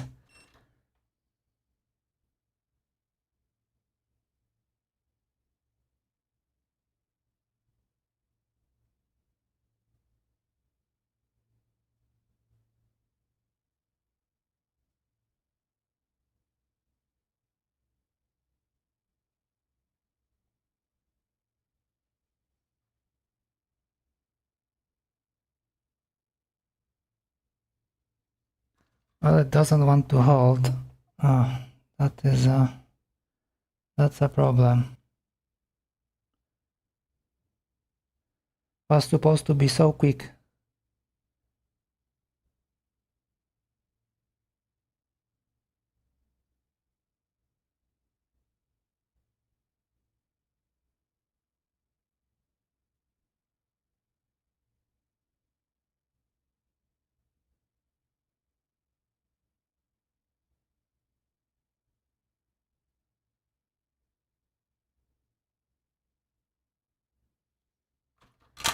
Okay, I think I have to push it out.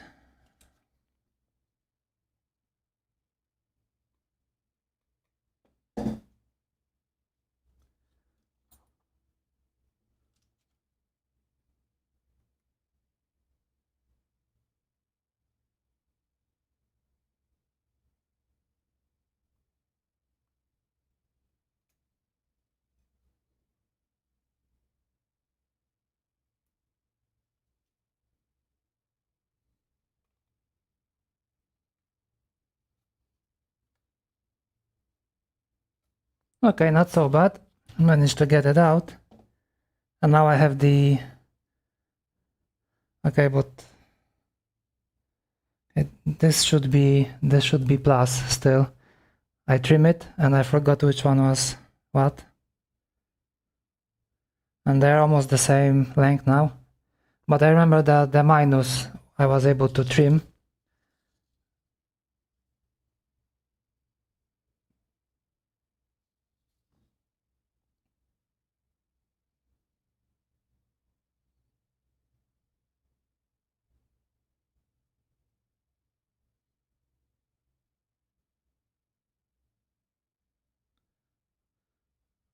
Okay, our helper today.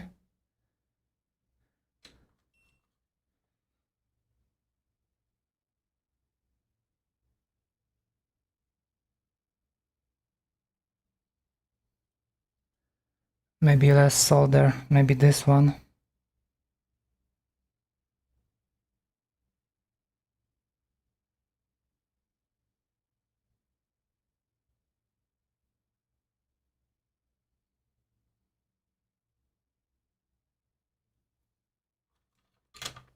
I think for the diodes I should wire them a little bit different. I mean, instead of wrapping the wire around, I should just attach it and try to solder it like without wrapping. Then it will be much thinner. probably.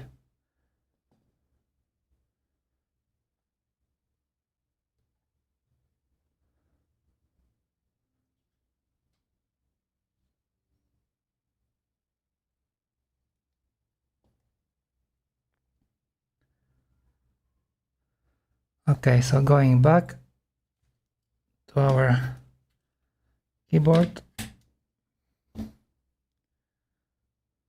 I hope I remember correctly, so this should be plus.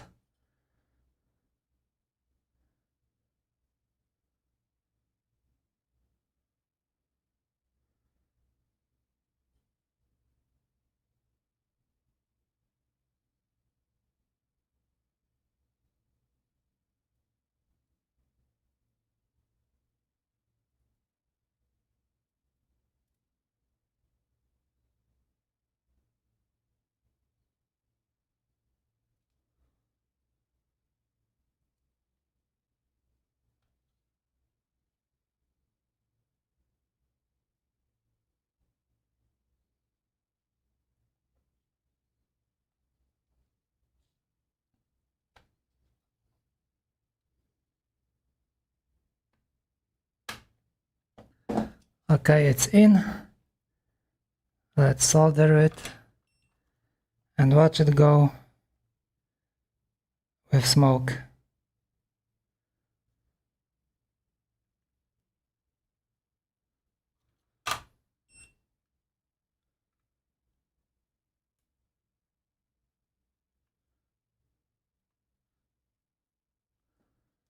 Okay, so we still have the diode to solder in, and it's gone from the workbench. Okay, I see it. I was pretty much sure it's another victim of interdimension travels.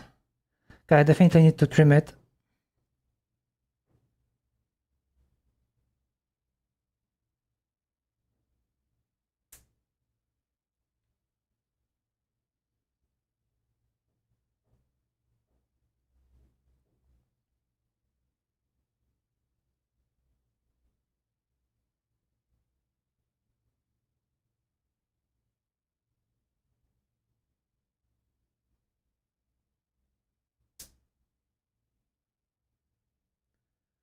Still might be too long, a little.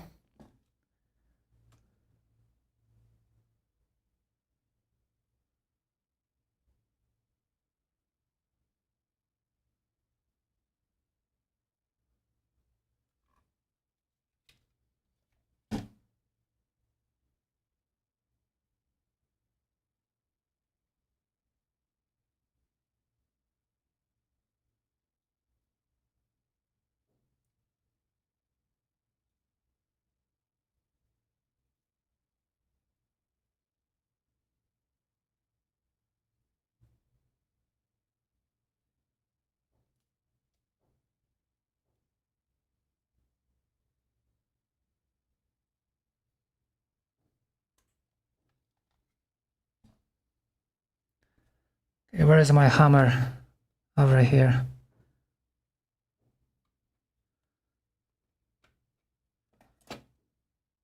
Okay, it's not too long. I mean, the legs are not sticking out.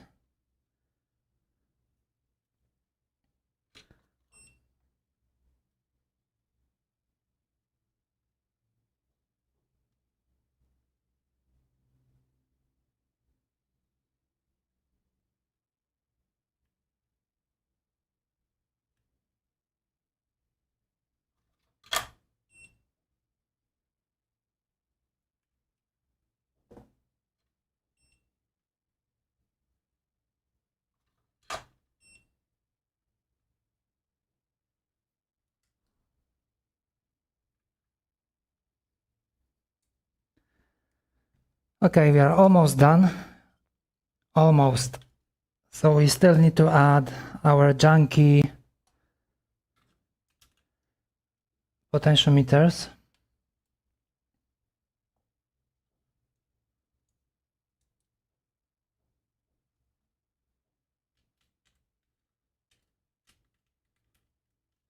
I have to remove the screw from here. Maybe I can attach it somewhere else.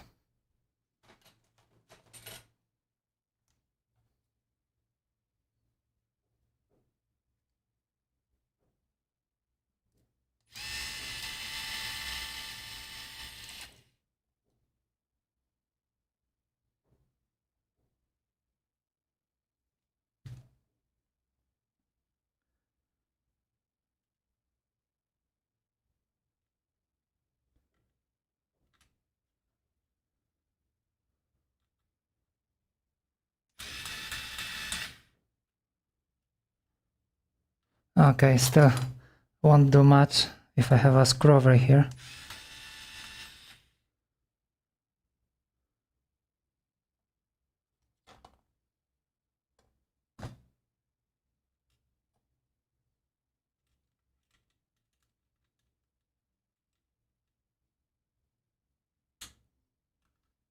Okay, fits nicely, so far so good. Oh, I don't need another screw. Okay, so what was the plan? The plan was to use the resistor from here to here, and then from the middle leg we need to go to here. Okay, that's gonna be challenging to say the least. Okay, how to do it without breaking everything? I need the resistor first.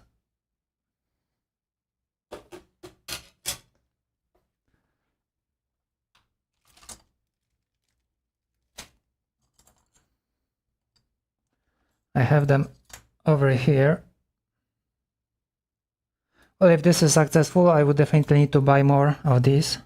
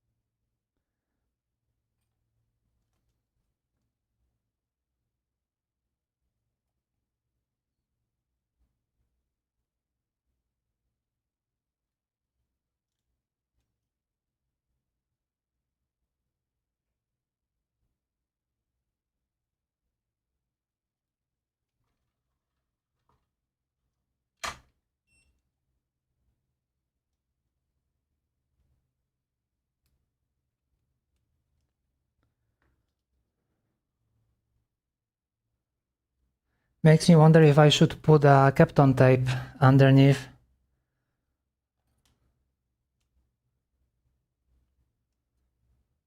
And that would make some sense, I suppose.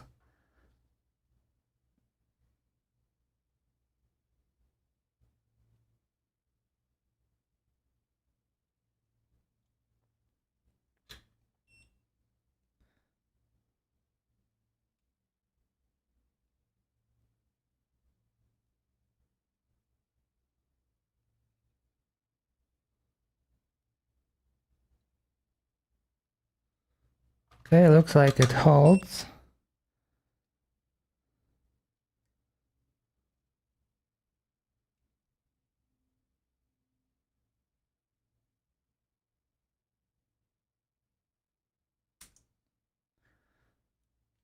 And now all I need to do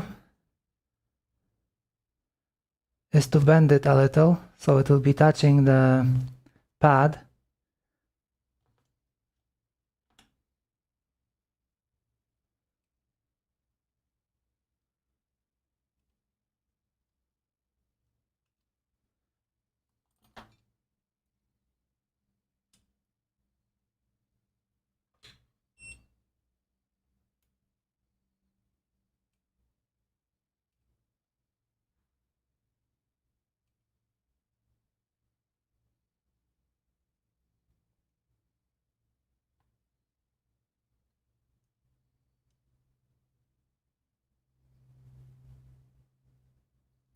A bit difficult to access. Okay, but I think we have a connection. A bit poor.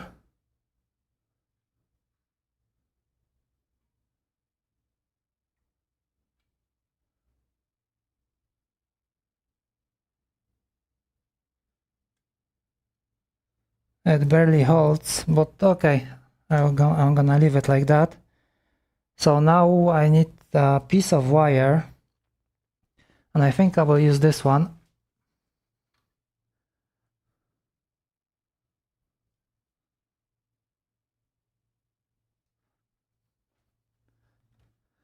I'm gonna use this black one that I have.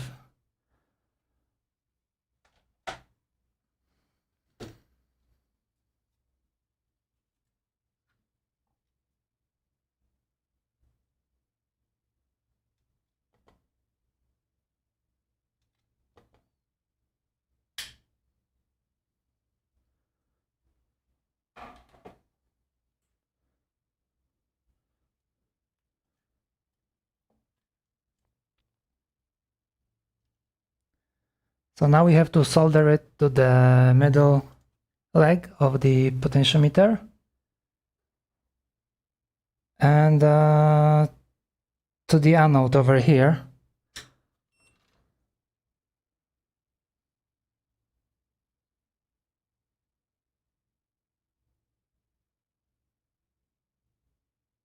Okay, this one is done. I'm gonna wrap it like that.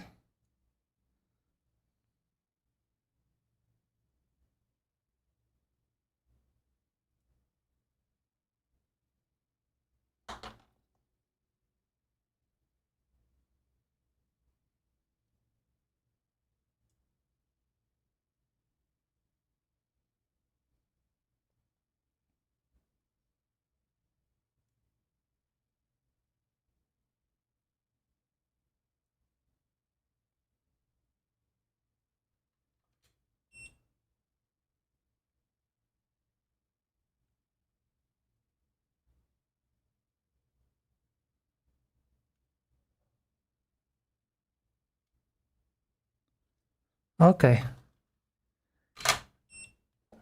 seems to be fine. Okay, so I'm gonna leave it like that. I'm not gonna move it now.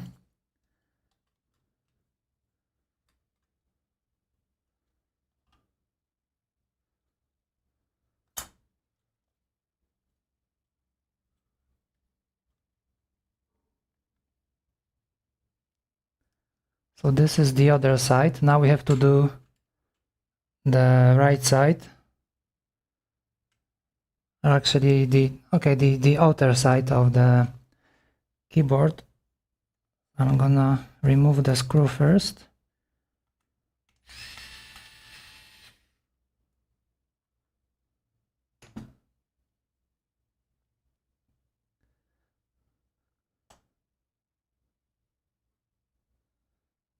And maybe I should pre-tin the potentiometer first, so it will be easier to... It's better than doing this on the PCB.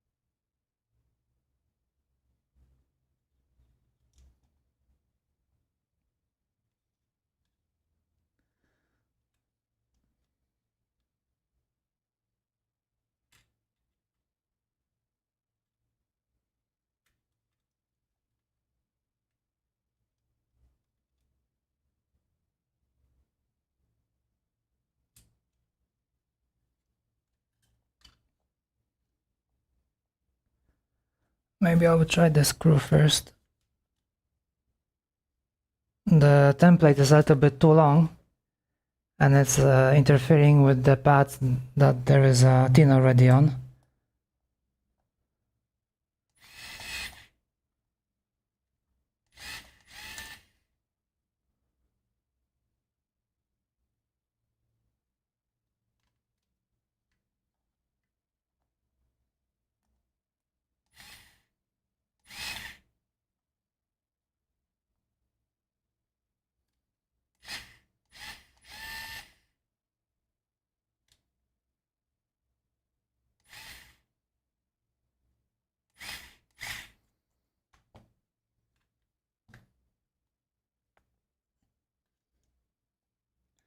something I didn't foresee.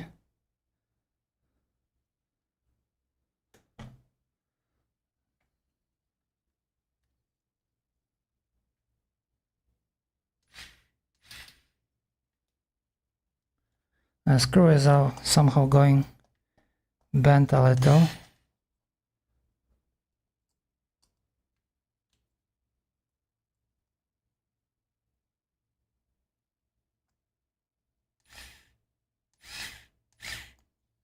Okay, now it seems to be a bit more straight.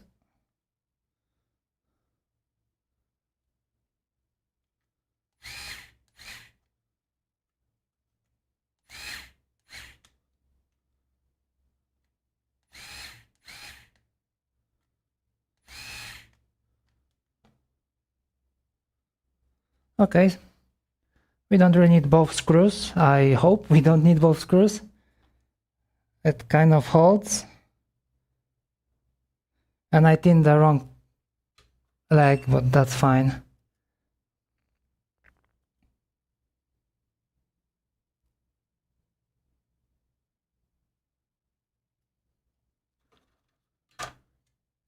Okay, so we need the resistor over here.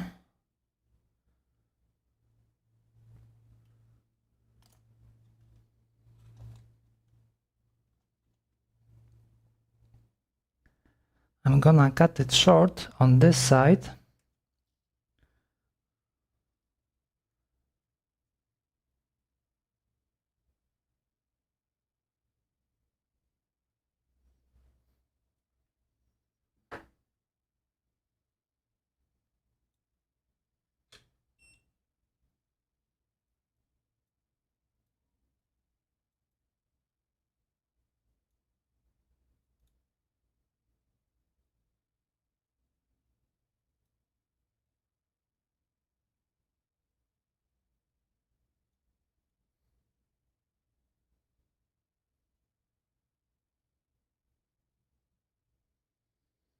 It doesn't really want to hold.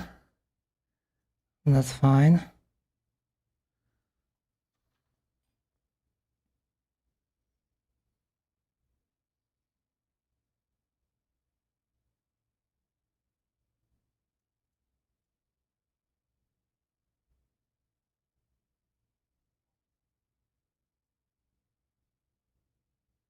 Okay, let's say it's soldered.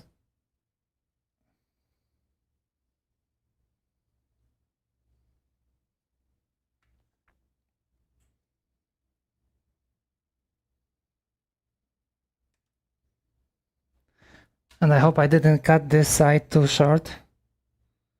Oh, it's kind of short.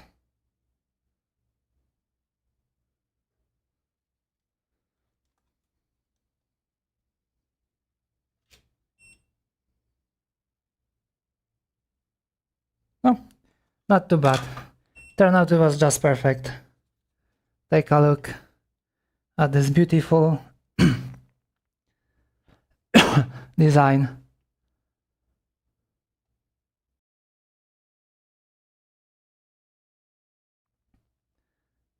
Yeah, super junky.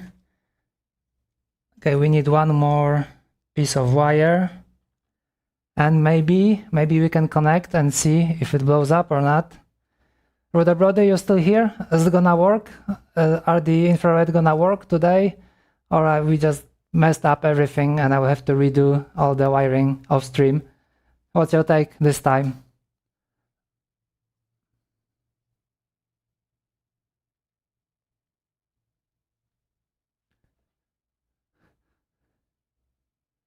Will be good? Okay, thank you. Thank you for believing in me. I don't, but at least one person thinks it's gonna work. So that's great.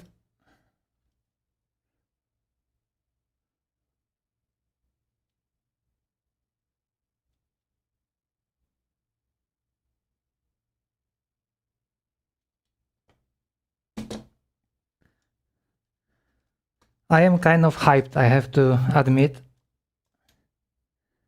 It's been a while since I assembled this one.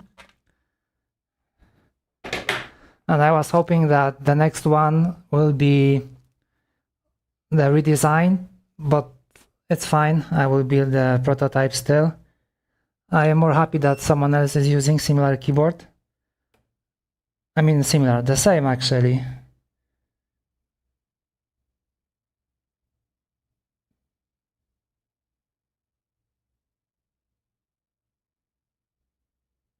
Okay, that went well, maybe even too well.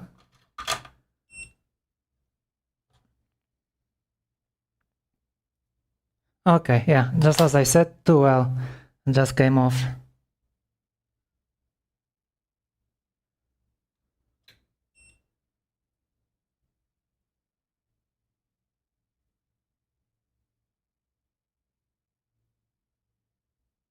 Okay, now it seems to hold a little bit better.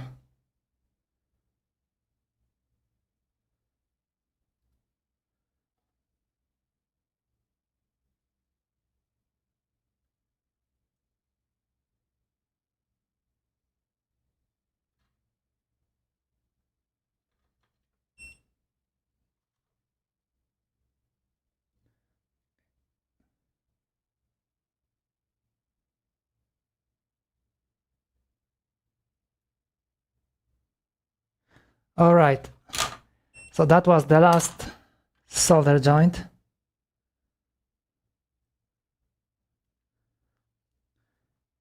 Okay, shall we give it a try?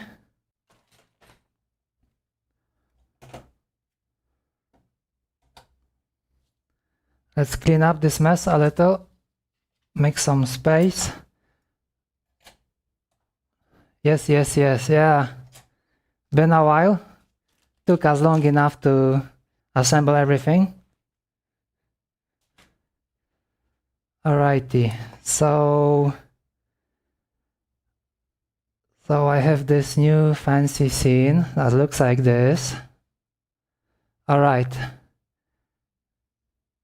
so I have to connect this to my keyboard.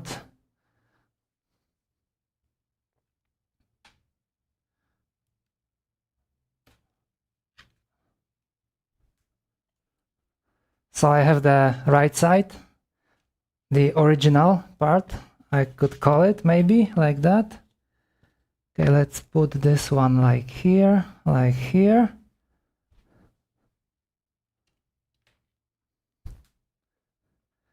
Okay, we have the connecting wire. Goes here and over here.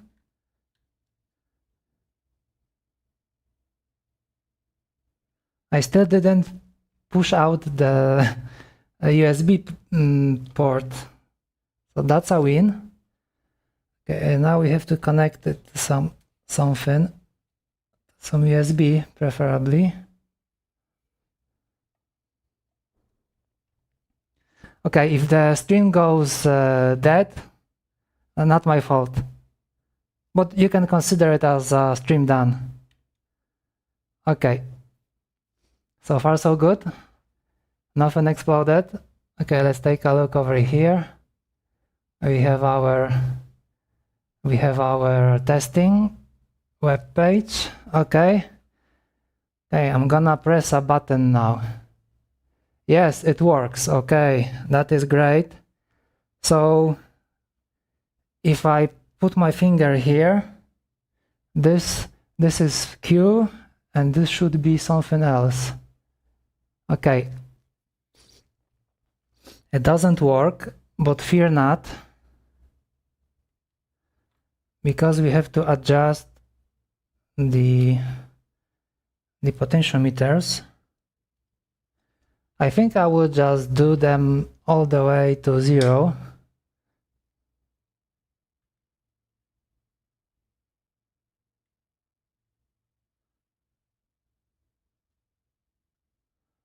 I assume counterclockwise it's gonna be 0 ohm, because I'm too lazy to take the multimeter. Okay, it sits. All right, so If I put my finger here, this should not be Q. Okay, it's still Q. So that is not good.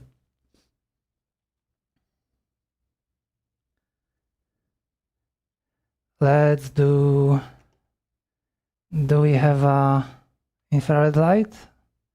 No, it seems to be dead.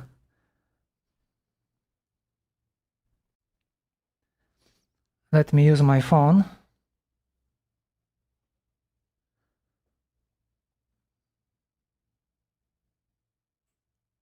Yep.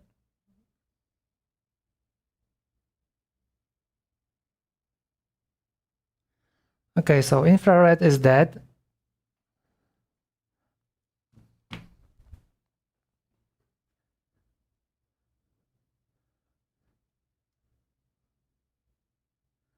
So that is not good. So maybe, oops, am I pressing something? I think I just pressed the, okay. Nope, we have nothing's happening on the infrared. That is not good. That is really bad, actually.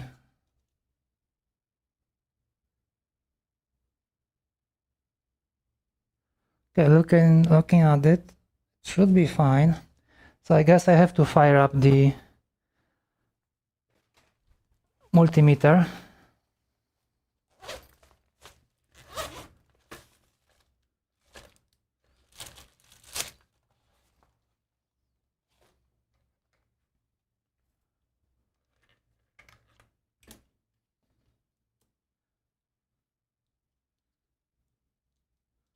Yet another useful thing to have in your arsenal.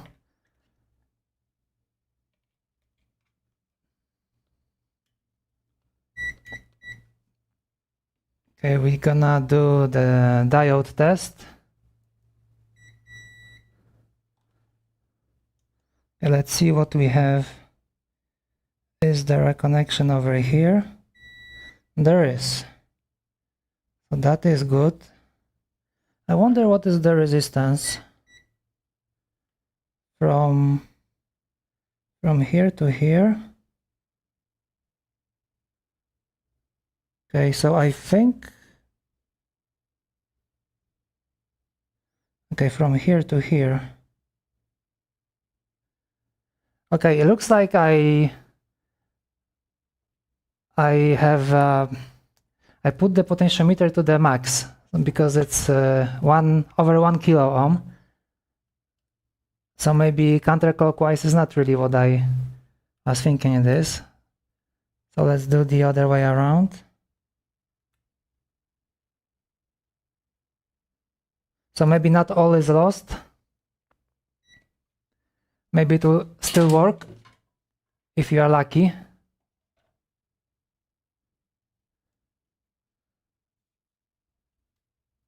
Okay, let's do the split view. So going back, attaching the cable and the USB. And why is this cable so short? Okay, what do we have now? So, okay, this side is working. Okay, we have Q. Okay, still nothing.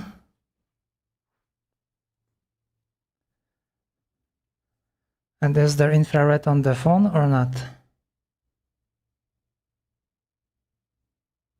Nope. Looks dead. Oh, that is interesting. Let's do some more checks before we call it the day.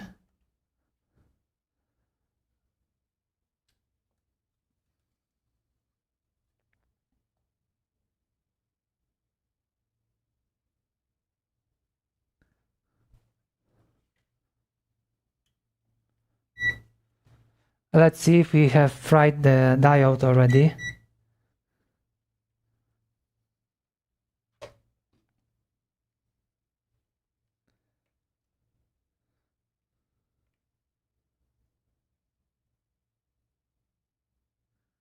No, we have 2.9. Okay, so it should be okay.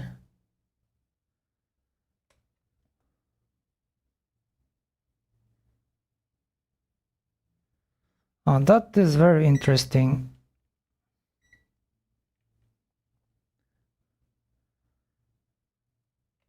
So from the pin to the diode we have no connection right now.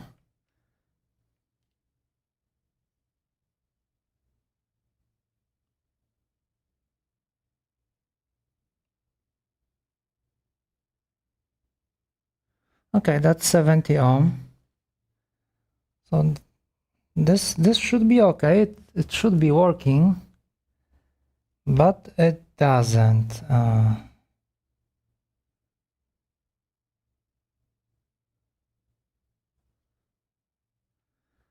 The diode is not fried because it still has 2.9 volts. So that's okay for the diode like this. What could be the reason? And let's check the other one.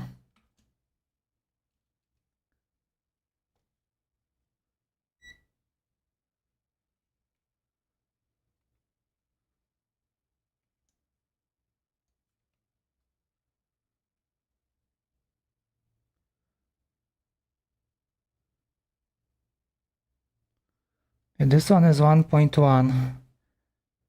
And that is kind of weird.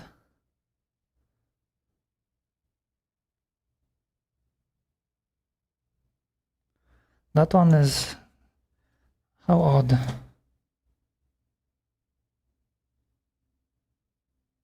Oh no, this one is also 1.2. So I would assume the diodes are fine, but yet they don't work. Firmware is okay, because it's the same one.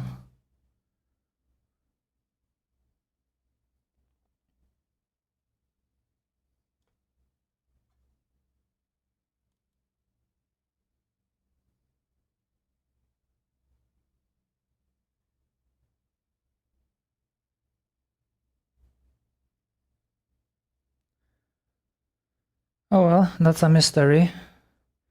A mystery I will solve off stream, I suppose. Because currently I have no idea where to start. Not quite sure if the diodes are right. I doubt that. They seem to be working. If I check for the diode test, they do conduct. And maybe the transistors I did wrongly. I'm not quite sure. Okay, anyways, it's been 3 hours almost. So yeah, this is how it happens.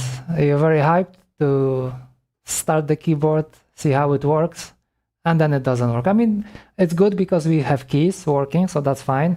So at least we know that the I2C expander is fine. Something's wrong with the diodes. I don't know what yet, but I will figure this out off stream. And yeah, I guess that's it for today. Thanks for watching, for joining the stream, for commenting, and for sharing your belief in me. Well, it has proven wrong, sadly. Oh well, happens sometimes. Okay, I will update you on Monday. What was the reason, what happened, why it didn't work. Hopefully I can get it to work by Monday. Yeah, and most probably I will assemble the other side off stream as well. So this keyboard should be done by Monday, and on Monday we can get back to IrDA because we have a lot of things to do with IrDA. But for today, thank you very much for joining. Thank you for watching. Leave a comment, leave a like, and if you didn't like it because the keyboard is broken at the end of this 3-hour stream, then leave a dislike, it's fine. I promise I will fix it. Okay, thank you very much. Enjoy your weekend, and I see you on Monday. Bye bye.